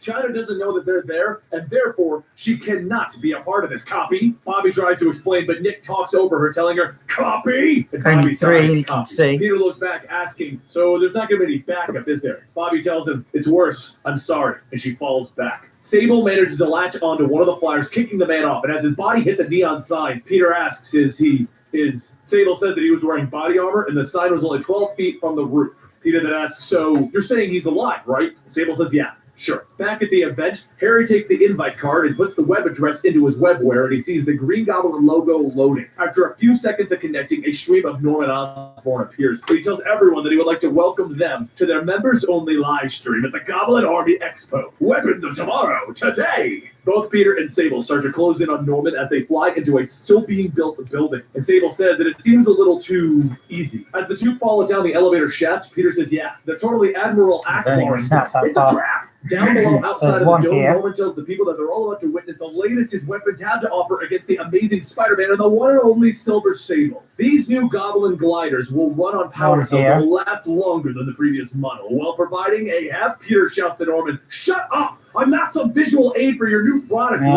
He revs onto one of the flyers, causing it to whip around and crash. And then he asks the crowd if he can get $1 on the busted scrap. $1. Two to the man on the pointy chair. Norman, thank you very much for that like on Instagram. The fool. This presentation, it wasn't for the cycles, Countess, if you please. Countess Katrina says, of course, ladies and gentlemen, please welcome the star of the show, the King. You're liking today's stream, definitely, and you would love to. Just seeing a hi in the chat there. I'll just give you a hi back. Piloted and self-driving. Today we will watch as it overwhelms two superhuman combatants, one of whom is outfitted with top-of-the-line Parker Tech. Spider-Man! The tank begins to fire at the two of them, and while they try to defend themselves, Peter shouts to Norman that he's just hiding from him, afraid to show his own face in public, afraid to go face to face with him like a coward. Norman tells the cameraman to cut the feed. We're done here. The tank will finish the job. Peter laughs. How you doing, everybody in the chat? Are you enjoying the stream today? For what she's done to her people. She's going to be next. What do you think of the drawing? Compare. That's my fight. The Parker Industries technology isn't having much effect. So what now, Spider-Man? Peter give me 2 seconds, guys. I've got to go and put this phone on charge, else I'm not going to be able to use it anymore. So I'm going to go and get my little charger box. She tells him yes, and then fires, hitting the power cell, causing a massive explosion, taking out the tank. As the smoke clears, Peter says, okay, now that that is over, spill it. How are you even alive? She reloads her gun, telling him, it doesn't matter. All that matters is that my demise made all of this possible. Those gliders, that tank, all of the weapons that the Goblin Army sells. They're all being made in Sincaria. Osborn and Katrina transformed the country. I'm going to plug it in a second, guys, because it's running low on battery. Peter tells her, well, things have changed. You help me bring Norman to justice, and I will bankroll the entire operation. But while Peter loads up his jet with all of his equipment, Nick Fury tells his agents, we have just confirmed that an American contractor, one with fumes with S.H.I.E.L.D., is about to invade the sovereign nation of Socaria. So from this point on, we are separating all it's on charge now. Industries. Now they are a threat. No it's going to be aim or Hydra, and our difficult because them. Understood? The agents all shout. I've got to leave it for a couple minutes. Again, Bobby says, while I do, I'll finish up a few details here. Norman's face, stating that the muscles in the face were not meant to. And Norman tells him, yes, I've heard it before. Now get on with it. Norman gets up in the chair to check the mirror, and Dragovic says that it's not his fault. He used all of his skull, and Norman throws back a canister, shooting out the gas. And he says, I've got to put it on charge. That's my son there, which I made a flash suit for. Do a bit of cosplay as well. Make me far more dangerous. Katrina sees Norman walking out of the lab and asks, how did it go? He tells her that she's not going to want to go in there and asks for his latest face. How does it look? Do you know what? He steps While out of the it's ship and charging, all I'm you can gonna see is his disfigured, old original do a little face. guitar Back to here. I Peter can't actually and remember Sable. what the They ride guitar the looks like portage though. over to Syncaria, and Peter says, look, we've got time to kill. How are you alive? She sighs and tells him, fine. It was back when we were at Otto Octavius' underwater base. After you told me to leave, no, rather, when you I'm ordered doing me a to leave, generic I used guitar the here same for now. stealth technology that I had used before while Rhino was holding me underwater. There was a moment when Rhino let go to check on me, and that's when I reached for my knife and stabbed him in the head. Because everyone thought I was dead, my enemies relaxed, and it made it easier to hunt them down. However, because of that absence, my countrymen feared my death, which allowed the Countess to rise in power. And thanks to her unholy alliance with Norman Osborn, Peter stops her, stating, that's my part. I should have stopped Osborn a long time ago, but things are different. A little while later, as Peter's jet touches down, Nick asks for a status report, because there should be enough combat vehicles to take on the Hulk. One of the agents says, or we could have been had. The jet's completely empty, sir. Nick waits for a moment and then screams for Bobby to come in. She radios back that he needs to check the top drawer. Inside, he's going to find her ID and her badge. Consider this her resignation from S.H.I.E.L.D. And as she cuts the line, Bobby looks off in the distance and says, well, it was a nice career while it lasted. Seconds later, a second jet lands and Peter steps out stating, sure, when I do it, it's bad. But when Cap, Namor, and the Human Torch invade foreign lands, it's cool. He then turns back to Bobby, telling her, I really appreciate this. And Bobby says, she's worked with him long enough to know whatever he's doing it for the right reasons. He looks at her, telling her, aw, you believe in me. And Bobby tells him, all right, now you're making it weird. Sable introduces her new Wild Pack and says that these people are from all over, each affected by the things that Norman and Katrina have done. Tango asks Peter if these things come with instructions. And then he says that he's just kidding. If it drives, flies, or shoots, they won't make it work. The Wild Pack has this. Peter points at Tango, stating, okay, rule 1. I'm the only guy here that cracks jokes. Try that again, I'm going to take my toys and go home. From there, the group moves out, and they quickly take down one of the munition factories. Peter calls out to I'm Norman, and he charging. knows he's watching this. They could save everyone some time if they just cut to the chase and fight it out. And Norman tells them that he won't be goaded so easily. It's time for the main forces to move. From the woods, more of the Kingslayers step out while the ground soldiers begin to move into position. Bobby leads the group of the flyers into How the air annoying, while I've Peter got a stays on the ground, telling the civilians that they are here to save them. And some of the people Fine, I'll ask, plug "Why you should into we the trust you? bloomin' You could be PC worse." if you're not going to charge via that. Daily Yeah, Bugle out here. I'm the good Oh. guy. I'm Spider-Man. Sable pushes Peter aside and tells Oh. everyone that she is the proud daughter of these lands. Can I So plug that one? Novia, sworn Nice, protector nice. of the That's realm. enough. She begs forgiveness for her long absence, and she will make Syncaria free again. The crowd begins to rally behind Sable, and Peter says, well, that was pretty awesome. When the civilians get clear, Peter and Sable make their way into the thick of the fight, helping push back the Goblin army. Over at the castle, Norman watches as this has gone on far too long. It is time to roll out the big ticket item. Back in the battlefield, the soldiers begin to jump out of the toppled tanks. They begin to run over to the ground, kicking Peter off of his bike. One of the soldiers holds him down and begins to laugh, and Peter flips him over, asking, what's so funny? While taking off his mask. He looks and sees that these men are not just suits. They're full-on goblins. Osborn has been changing them. As Peter learns the truth of Norman's plan, Norman himself begins to ready his final weapon, a missile full of goblin serum pointed straight at a nearby town. Just then, everyone stops as they hear Norman's missile being launched, and Peter says, they're going to gas their own people. Bobby takes to the air, stating that she's already way ahead of him on this. And Sable begins giving orders to the Wild Pack for those with flyers to assist Mockingbird. Kind of happy with both of these arms now. And I'm kind of happy with the mask, one person who should be calling the the head. shots here. And Sable It's- runs on ahead, telling him, yeah. I think once I've inked that, it'll look a lot better. I think it's because it's got so many shady lines around it. You can't see these lines here, but they're quite faint In dark. her homeland, it will be her. While the Wild Pack provides Bobby with cover fire, she radios back to S.H.I.E.L.D. that they are needed ASAP. Things have escalated into an Now comes the international fun bit incident. where I He always tells her, get it wrong. "Oh, you don't get to do this. You resigned." She shouts that they fired a missile at civilians. And as Nick asks, where are you? She screams, where do you think? Moments later, Peter and Sable break into the castle control room, and Sable tells Katrina that her reign is over. Juliet then radios in that they have a problem. The civilians are fighting back to stay, and Katrina I always says get that this it bit looks wrong. like she still rules. Sable then grabs a sword from the wall, telling her that she challenges her in the true name of Syncaria. Katrina grabs the other sword, telling her that she accepts. She has been trained to be the best swordsman in all of Europe. And Peter shouts, we really don't have time for these royal shenanigans. And Sable tells her to go find Osborn. That's an order. He webs off asking, where have I heard that before? Oh, wait, it was when you almost died. Wait, that turned out pretty good. So never mind, let's go. Once again, Peter follows his spider sense to where the danger is coming from. And he turns the corner, punching Goblin Dragovic. He looks at him and says, you're not the goblin that I was looking for. And Norman holds out a switch, telling him, Stop right there, or I'm going to press the trigger and detonate a missile. Peter tells him, okay, can we talk about your face now? Because, what happened to your face? Norman tells him, no jokes. Before you may have rattled me, but right now you wouldn't want me to be rattled. Peter tells him, all right, no jokes. Just hand over the trigger. Without your goblin form, I've got you beat. And Norman tells him that's true, but you'll have to catch me first. And he begins to run down the hallway. Peter gets chased with the spider sense going off and the gas beginning to pour into the room. As he continues to charge through, he jumps on the wall. Kind of needs legs now, then he's got too much space here. Laughs, telling him, that one should be familiar. And Peter gets back up telling him, different chemicals inhibiting different powers. You're sure going through a lot here, so why? And Norman shouts, why do you think?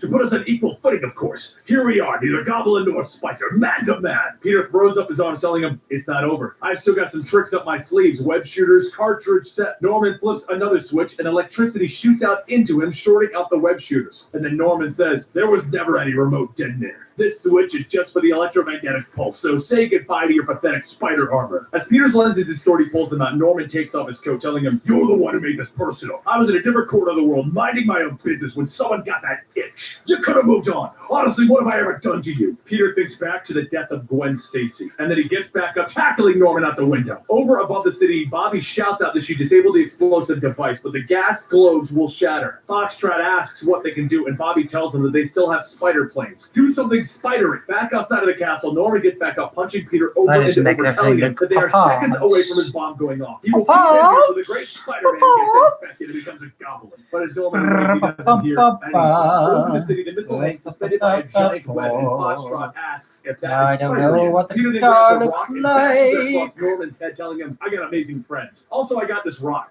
While Peter begins to beat Norman with a rock, find they a stop picture when they of hear the the shield jets fly overhead. Norman Give me a takes the second. chance to escape, and Peter shouts, yeah, you better run, because, and then he falls over in the snow. He closes I'm kind of his happy eyes with and that, he guys. opens them again. He sees What about Bobby you? and asks What do you how think? long has it Let been. me know. It I'd took love a to know couple what your hours, thoughts but by the are. looks of him, they did much better Just with got to that. hit that live chat Nick walks button, over, asking or if Peter, you've got what is it Instagram, say? guys, you can go Peter over to tells the him, post "Hi, you're and welcome. say something Come on, over there. I've platform seen is a couple of prep that you posts, should have looked into. The some world's couple a better likes place on the because of Parker Industries. Instagram And post, you guys. stop and tell Thank them, you very "Hell much no. for You those, stick upon and much yourself to appreciated. overthrow foreign I'd love government. to She get will some want nothing to feedback. do with it. In So fact, from here definitely on let out, me she will know have nothing either to do with on the Parker live stream Industries. here now, However, later in the or news, if you're watching Norman back, rides above let the city. me know Thankfully, down he below got on the the He can in always the comment rebuild, section. but not like this.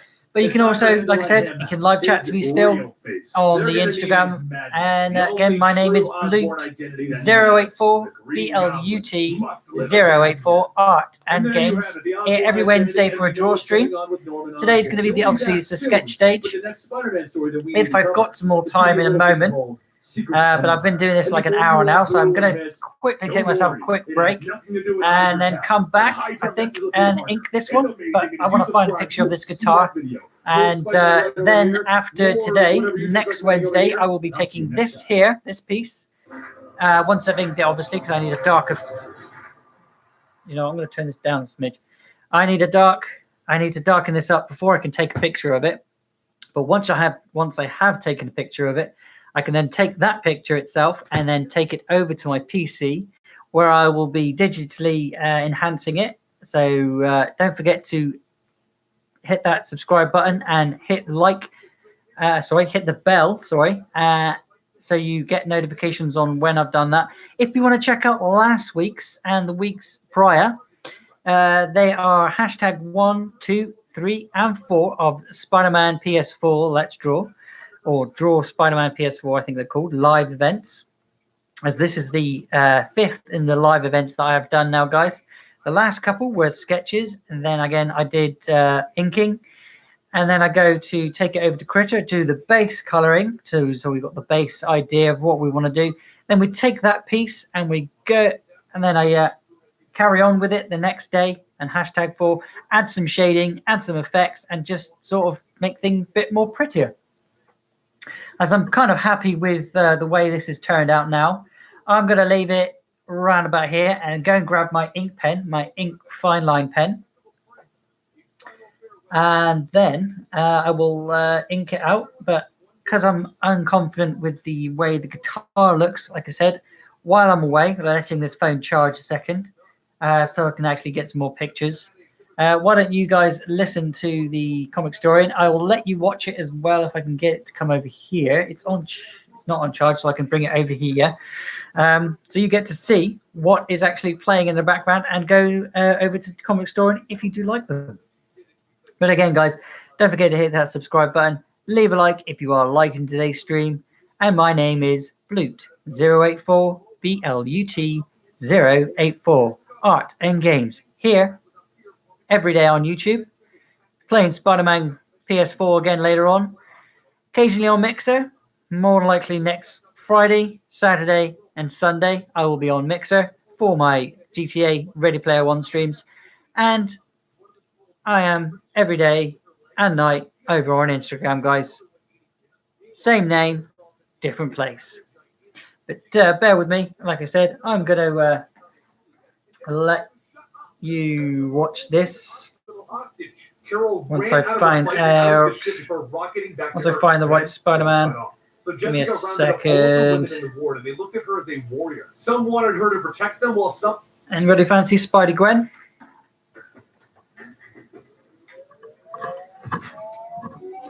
I'll let you have that side by side. We found the slim phone case. This is Comic Storian, guys. There we go. Enjoy that a second while I disappear. Welcome to the complete story series. Get myself a quick drink and go and get my fine line pens so I can ink this out for you guys. And then we read it dramatically back to you. All alterations to the panels, text, and images are to prevent possible copyright issues, and all art is owned by its respective company. We've done it, guys. We've gone into the Spider-Verse. But to understand all the players in this massive multiverse event, that is the Spider-Verse, you're going to need to understand where they're coming from. Today, I would like to introduce you to Gwen Stacy, from a reality where she became Spider-Girl, and something else happened to Peter Parker. Our tale begins with Gwen Stacy rocking it out as the drummer to her punk band, the Mary Janes. And while sitting here, she remembers what got her to this point.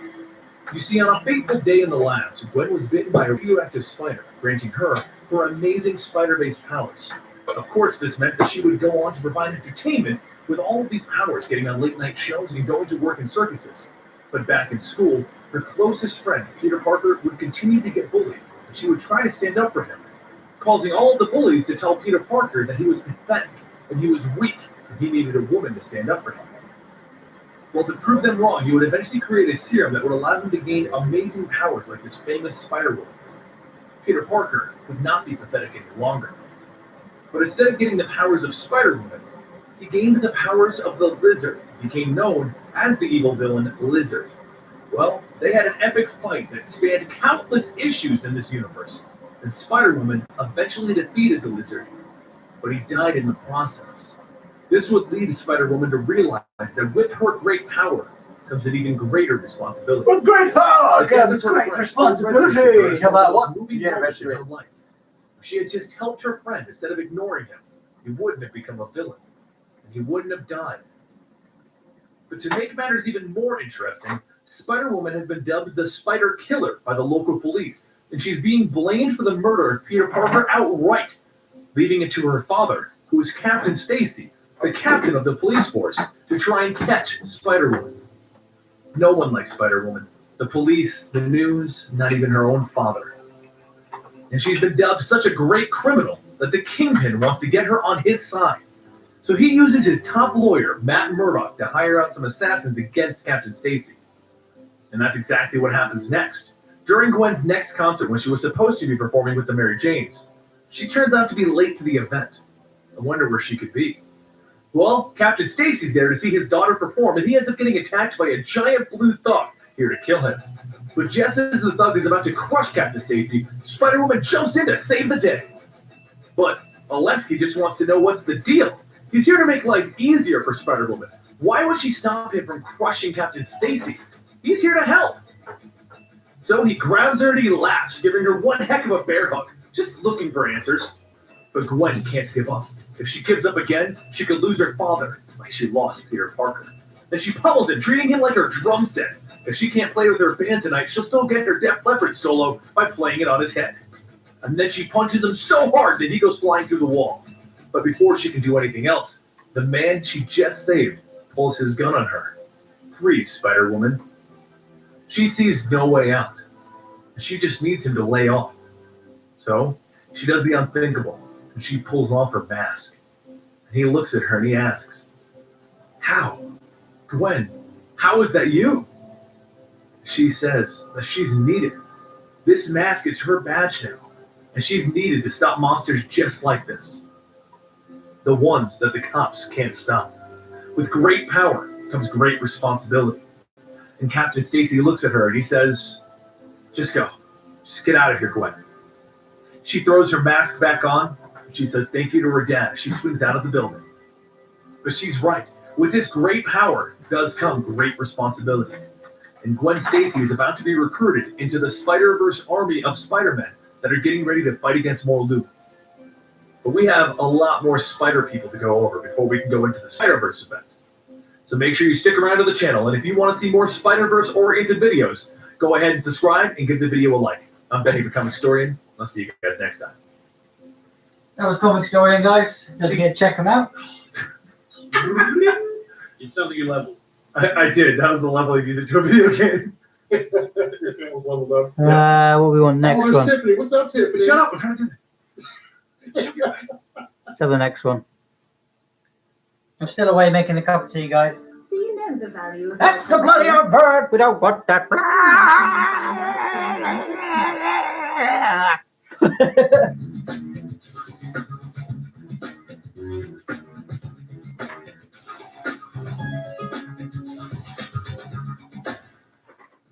Welcome to the Complete Story Series, where we take trade paperbacks and single issues and we break them down into digestible bites for you to understand. And then we read Again, it's up there and all that. alterations to the panels, text, images, art, and copyright problems, and all He art does that every single time. He makes his like 30-minute videos. We've gone into the Spider-Verse event. But to understand all of the players in this massive multiverse event that is the Spider-Verse. Spider-Verse. This is where the Punk Spidey comes from. He's a rock band, obviously. Keep in mind, And still haven't found that picture for series that we may never see again. guitar. They're Yeah. intended to I have no other introduce devices. the Spider-Verse. Now it's time to go into another universe in this event. Another world where Spider-Man doesn't exist. A futuristic world with robots and a completely different type of technology. A world that some would say is something out of an anime, or perhaps a manga. The world of Spitter. Things begin with an ending. The protector of the city has died in one of his many Billy, epic hang on a fights. sec. I think I've We even don't got one know of them. how, we don't know who did it. And None of that just a really little matters, extra there. because what we do know The is anime that Spider-Man. The suit has survived. They say that he loved the city. They say that he was a hero. They say he had a daughter. And that daughter is the only one who can bond with the Spider. Two scientists introduce themselves to Penny Parker as Aunt May and Uncle Ben. And they express how sorry they are for the loss of her father. They then begin to explain why Penny is here. You see, there is a radioactive spider that this organization uses to power a robotic suit. The spider is self-aware, and it will use its power as long as it has the right host, a compatible host. Well, since her father was the original spider, only she can do it. If she'll accept the spider, it'll accept her as the new host. She simply asks. Will it hurt? As the spider bites her, completing the bond.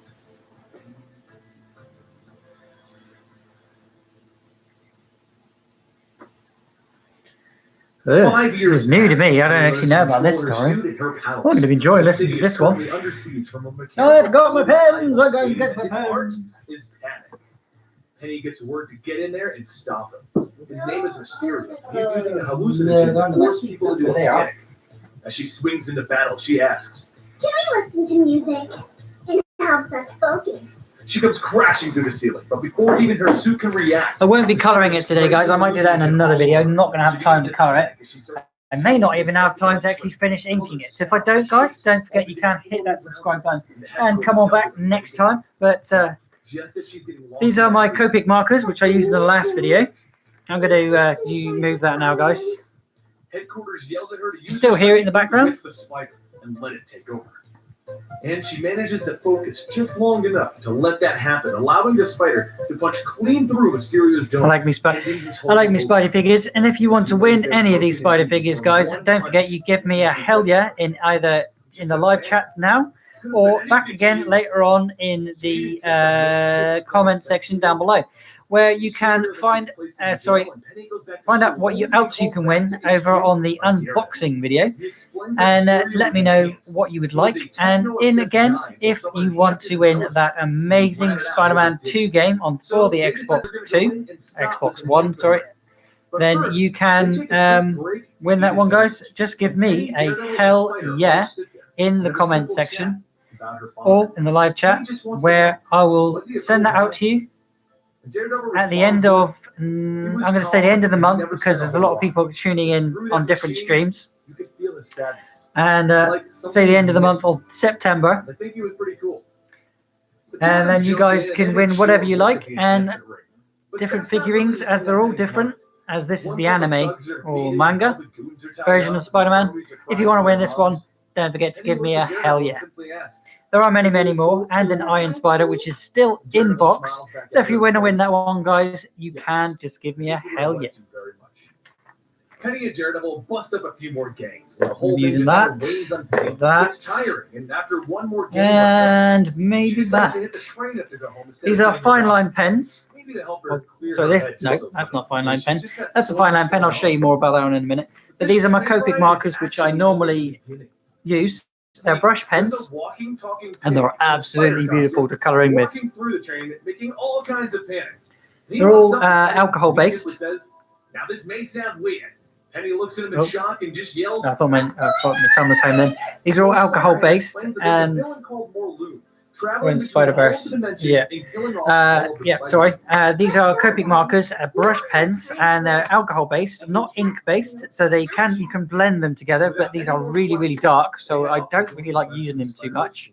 Other than occasional. I mean, they go really well with the Spider-Man, but I've used quite a bit of the red already, and I've used quite a bit of the blue already. So, they're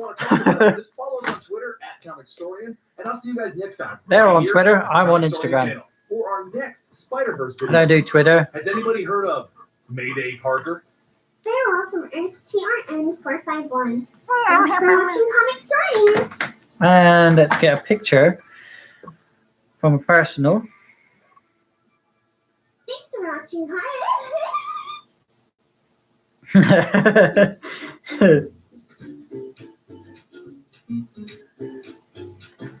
Time to get contact. Shut up. No, I can't. I want contact lenses, but they're expensive.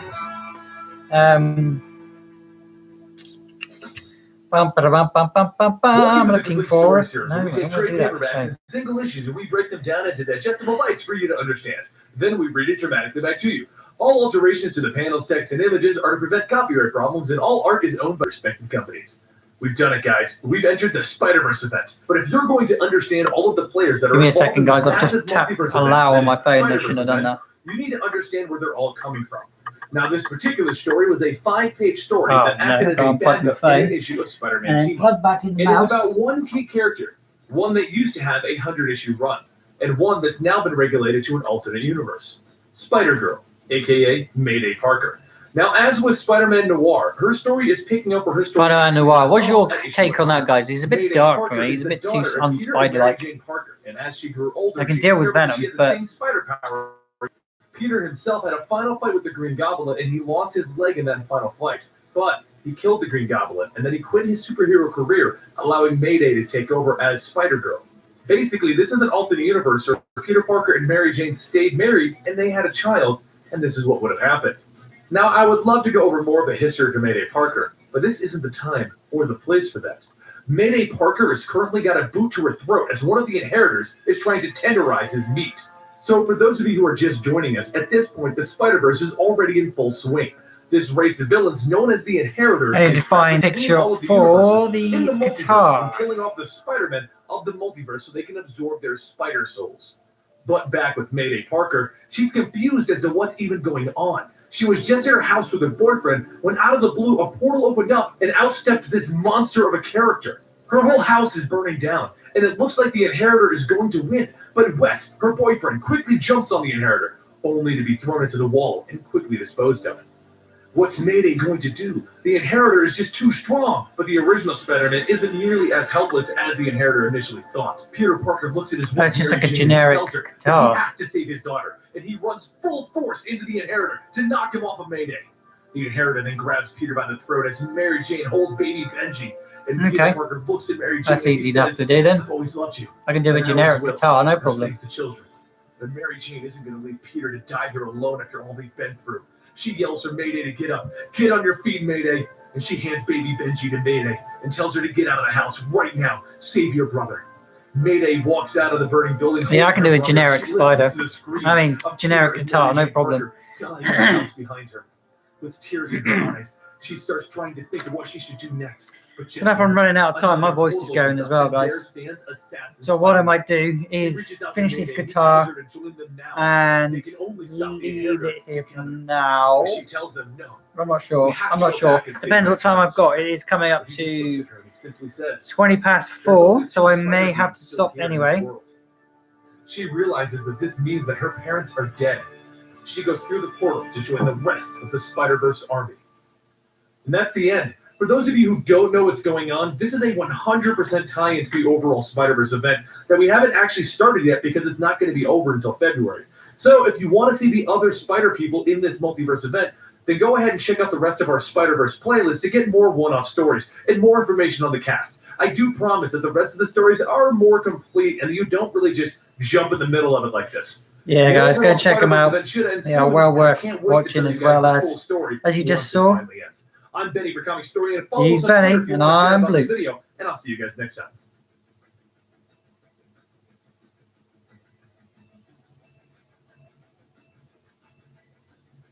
Loop 084.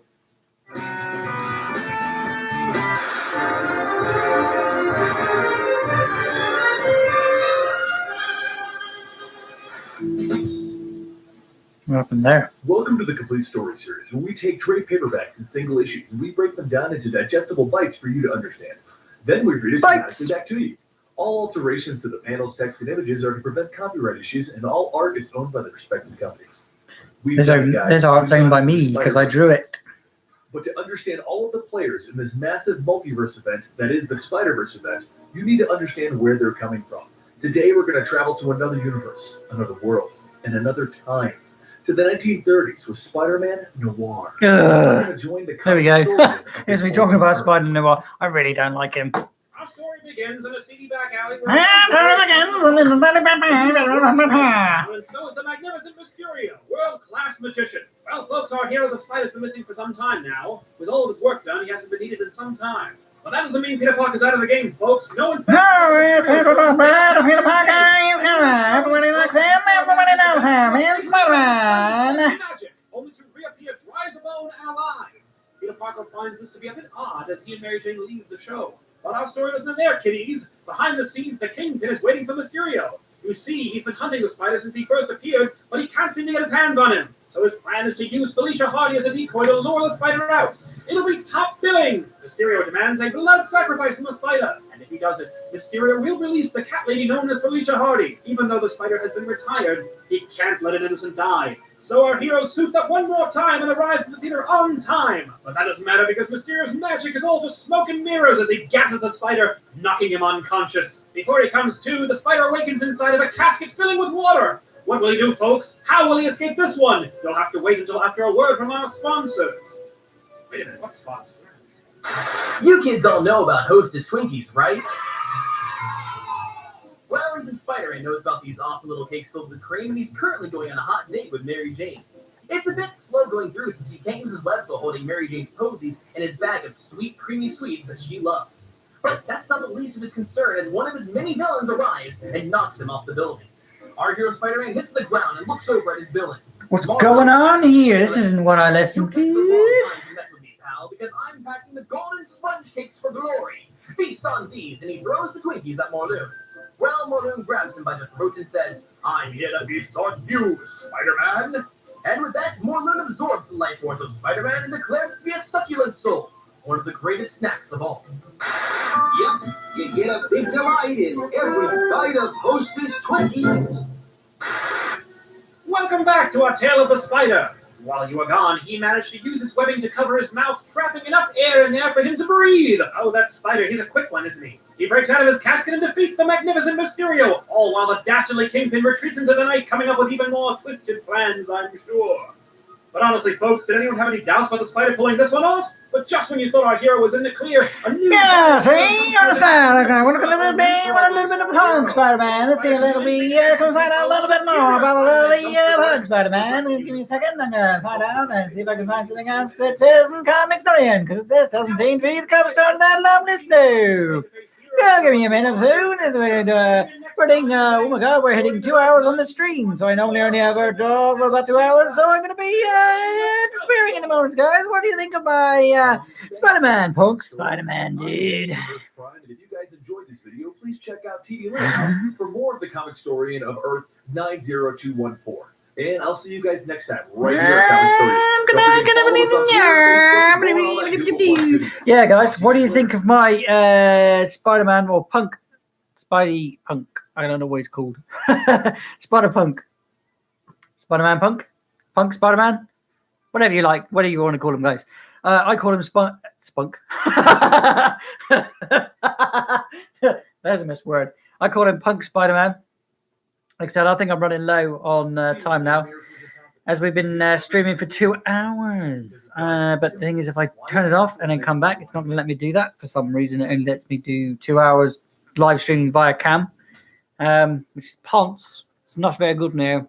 But guys, hopefully you have enjoyed today's stream, and you've learned a little bit about how to draw the Punk Spider-Man. And if you want to learn how to draw Spider-Man or any other characters in future streams, all you're going to do, guys, is hit that subscribe button, where I will come back every Wednesday, occasionally on a Thursday. I might have time to ink this. I kind of want to now. I'm in the mood. It's a holiday season in New York, and Peter Parker is swinging through the town singing carols.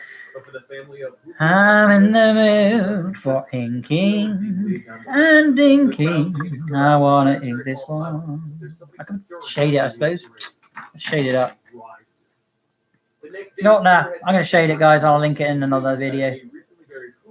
Has somehow mysteriously risen from the grave and is now walking among the living. Could it be the work of God? Has he finally Let's turn that up. created city, New York, with his presence? What I'm going to do, guys, I'm going to shade this in now. I'm not going to ink it today. I'll ink it in another video. Peter heads over to the office of the chief medical examiner to try and find out what's going on. Once inside, Peter goes to see Dr. Templeton, as she was the one who examined Julio. She shows Peter different bodies, both missing organs, explaining that even once they have been put back together and sewed up, these bodies won't come back to life. Julio, though, he had all of his organs removed and then put back. So if he was actually alive, she would have killed him a while ago. Peter then asks, how is it that he came crawling out of his grave and now he's walking around like a real boy?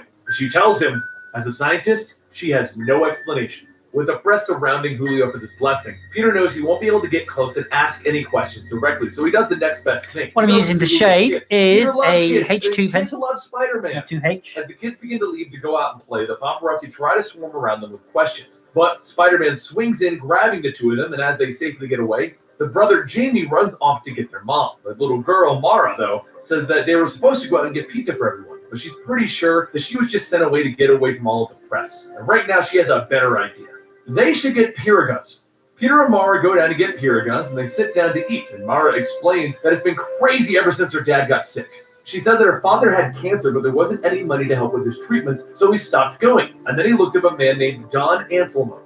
Some people called Don a witch doctor, the devil, or even some magical old dude. But before Mara could go on, her mother runs up telling Spider-Man to get away. He's just another vulture like the rest of them. So Peter decides that it's time to follow up on that lead of the Don. Surely there can't be that many Doms in Harlem. And as Peter locates the address of the thankfully only Don Anselmo, he sneaks into his apartment and he finds ritual-like items. He looks at the voodoo dolls and then he picks one up and his head explodes. And the spider begins to crawl out and up Peter's arm, and he laughs, stating it tickles. But there's nothing really scary here. That's when a voice calls out to him, asking what he's doing here, and Peter screams.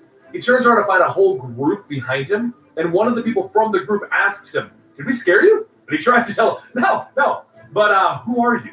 And one of the women says that they are the Santarians. First, they're going to talk, and then they're going to fight. As the group moves outside of the rooftop, the 6 Centurions introduce themselves and their names, but Peter has a better idea. You see, he gets his name because he has spider-like powers. So instead of their rather odd names, how about he calls them different names? So one of them could be Kid Emo, another one could be the Swirling Charmin, then there could be the Poos Pomade, and then there's the Dreadlock Jordy, and then there could be Coldplay because she's yellow. You know the song Yellow? These are just ideas. They can brainstorm them later.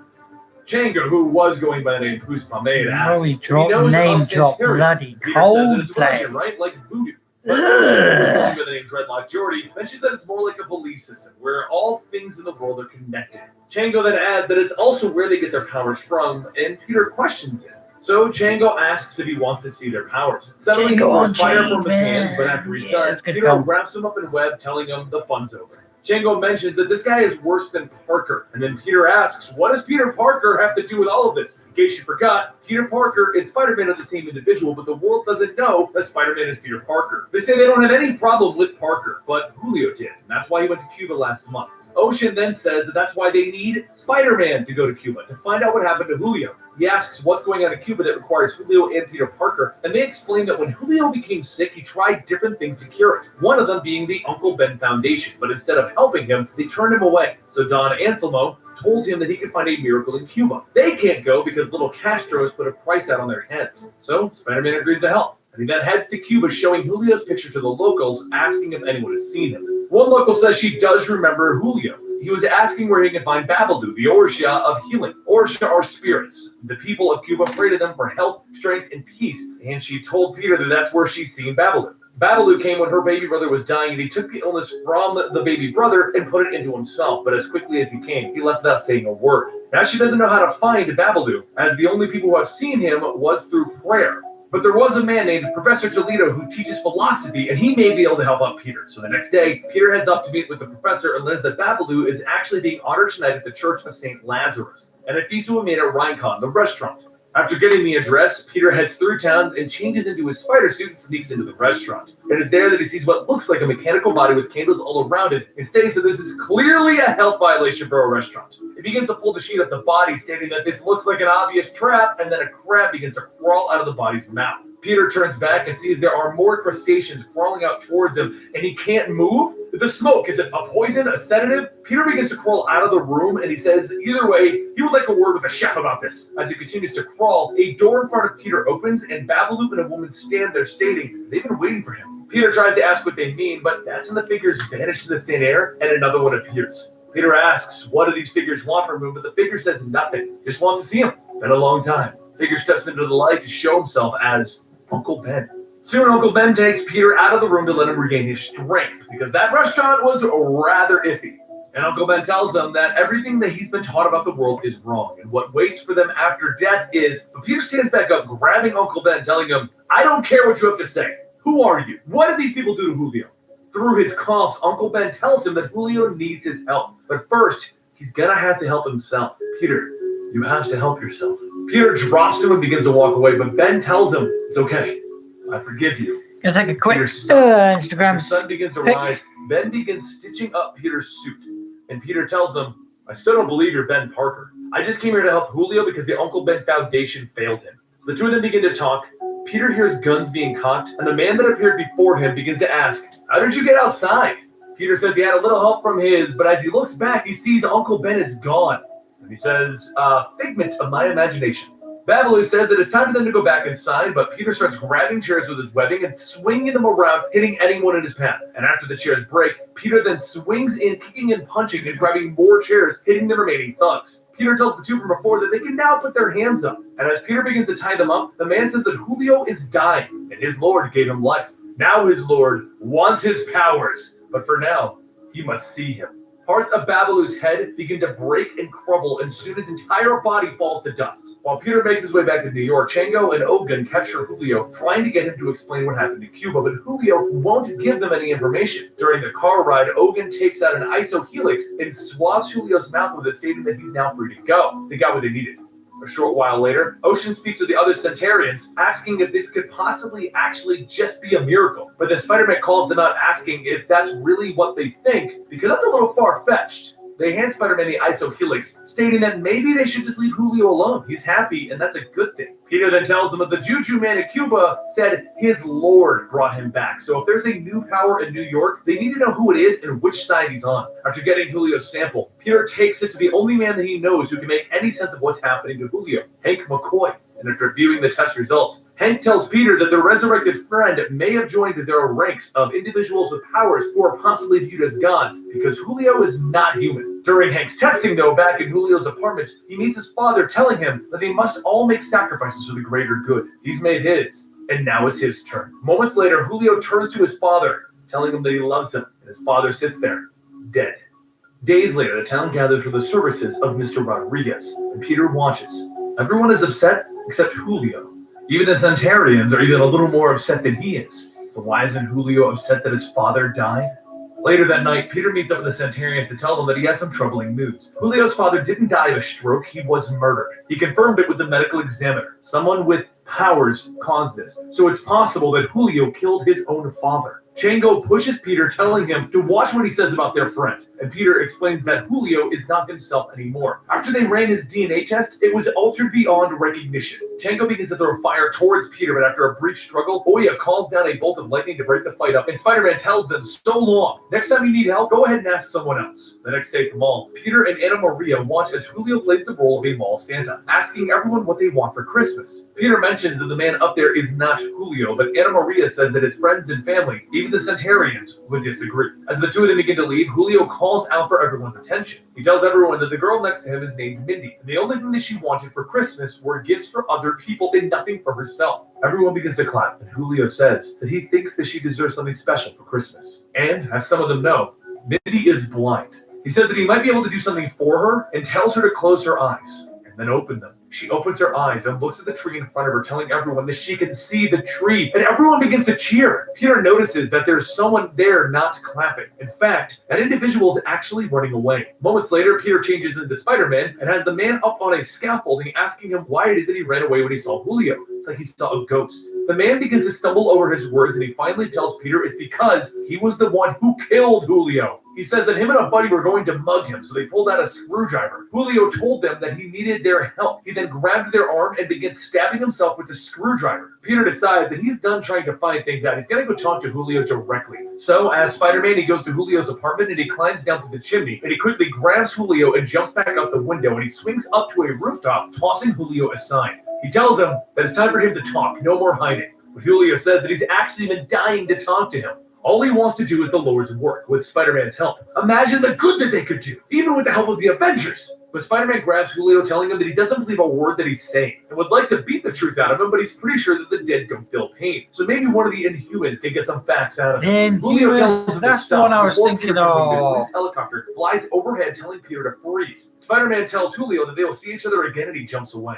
Later, Julio goes to the church asking for forgiveness for failing. He asked Spider-Man to join their cause, but instead, he made Spider-Man an enemy.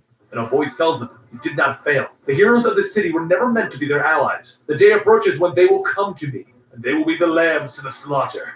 Peter begins to follow Julio wherever he goes, even the restroom, and once Julio is done, smoke begins to rise behind him, and through it, Babaloo steps out, telling him that it is time. The Almighty Lord will bless us and bring the spider to us. Peter jumps out of the vents, but as he tries to web the two of them up, Babaloo touches Julio, and the web goes through them, and they begin to fade. Over at Don Anselmo's apartment, Oya and Ogun visit the Don to see if they can find out what could be wrong with Julio. John begins preparing for a ritual as Don explains that Julio has lost his faith in his Catholic God, which is why Julio came to him, Don Anselmo, to turn to Santeria. So he sent him to seek out Babaloo so he could be born anew. Don slams a knife down, cutting a chicken, and he continues explaining that Julio never believed in their God. He still wanted his Catholic God to save him. Then, out of a bowl that he was holding, a small serpent sticks its head out of the blood, and then it grows even larger and larger until it's bigger than everyone. Then it eats Don, and Ogun tries to open his mouth, but Don is soon spit back up, but as a much younger man. Oya asks how he did that, and he says he didn't. Ochimar did. This is what true faith can accomplish. Oya then says if that's the case, does he think that Julio's resurrection really is a miracle? And Don says no. Ochimar lifted the scales from his eyes. Julio is praying to a false god. Elsewhere in the city, Julio watches a bus pass and begins to smile. Soon the bus driver begins to have a heart attack and crashes the bus. People begin to shout out that people are dead and call 911. But Julio walks through the crash and he kneels down to a dead woman. And then he takes her hand and soon she begins to open her eyes. The people begin to cheer, stating that Julio has helped reduce the number of deaths. And Peter sits by watching the news thinking how Julio knew this was going to happen. In fact, he must have made it happen. But then the channel begins to change and Peter sees Oya holding a sign stating that they need to talk to Spider-Man and that they're sorry. When Peter meets up with him, he says, it's okay. He probably could have said what was going on with Julio better. Maybe had a bit more tact. He's been told that he has quite a sass mouth. The Centurions explain that Julio is being controlled by something not of this world. And in order for a god to cross into their universe, he needs to cut a hole into the fabric of reality. And that cut leaves a mark, a celestial scar. Peter says that he knows just who can help them. So he takes everyone to see Tony Stark, also known as Iron Man. And Tony tells them that they've had so many galactic and dimensional incursions that he can't keep track of them anymore. But here's a map of all of those celestial scars. A giant map on the globe appears with marks. And Tony mentions that this guy is drawing power from all of these sparks. And the largest one is right here in Harlem. I can give you the address if you'd like. Everyone begins to head Okay, to the guys. cemetery where Julio is Just there. turn that down a And bit. actually see Julio sitting on his grave telling everyone right outside. Okay, guys, that's me done for today's stream. Again, thank you very much for watching today. It's been an absolute pleasure chatting to you in the comments section and just sort of generally listening to the comic story. And if you do like them, definitely go and check them out. But again, I am Blut084, BLUT084, Art and Games here daily on YouTube, occasionally over on Mixer, and every day and night over on Instagram, guys. Again, my name is Blut084, BLUT084, Art and Games. Same name, different place. I'm going to say a big thank you to everybody that has joined me, and thank you very much for those likes. Don't forget to leave a like of your own if you have liked this stream, if you're watching it back. And don't forget to hit that subscribe button, because next time on #2 live event, I will be inking this video, guys. See you again, probably maybe tomorrow daytime, or maybe if it will allow me to ink this later, I will come back in an hour or two. But last time I had a problem with, after I did 2 hours, it didn't let me come back. So more than likely, guys, it will be every Wednesday that I do a draw stream. So don't forget to hit that subscribe button. Otherwise, I'll see you next time for my live events. Let's Draw Spider-Man. And next time will be Punk Spider-Man once again. Don't forget to hit those links down below for finding out where I found all these pictures, or where to find some more from the Spider-Man PS4, as I will be playing that this afternoon for you guys to enjoy. Otherwise, check out the playlists, check out what else I've been drawing, guys, in the creation station. Thank you very much for watching, and I'll see you next time here on Blut084, BLUT084, on Games.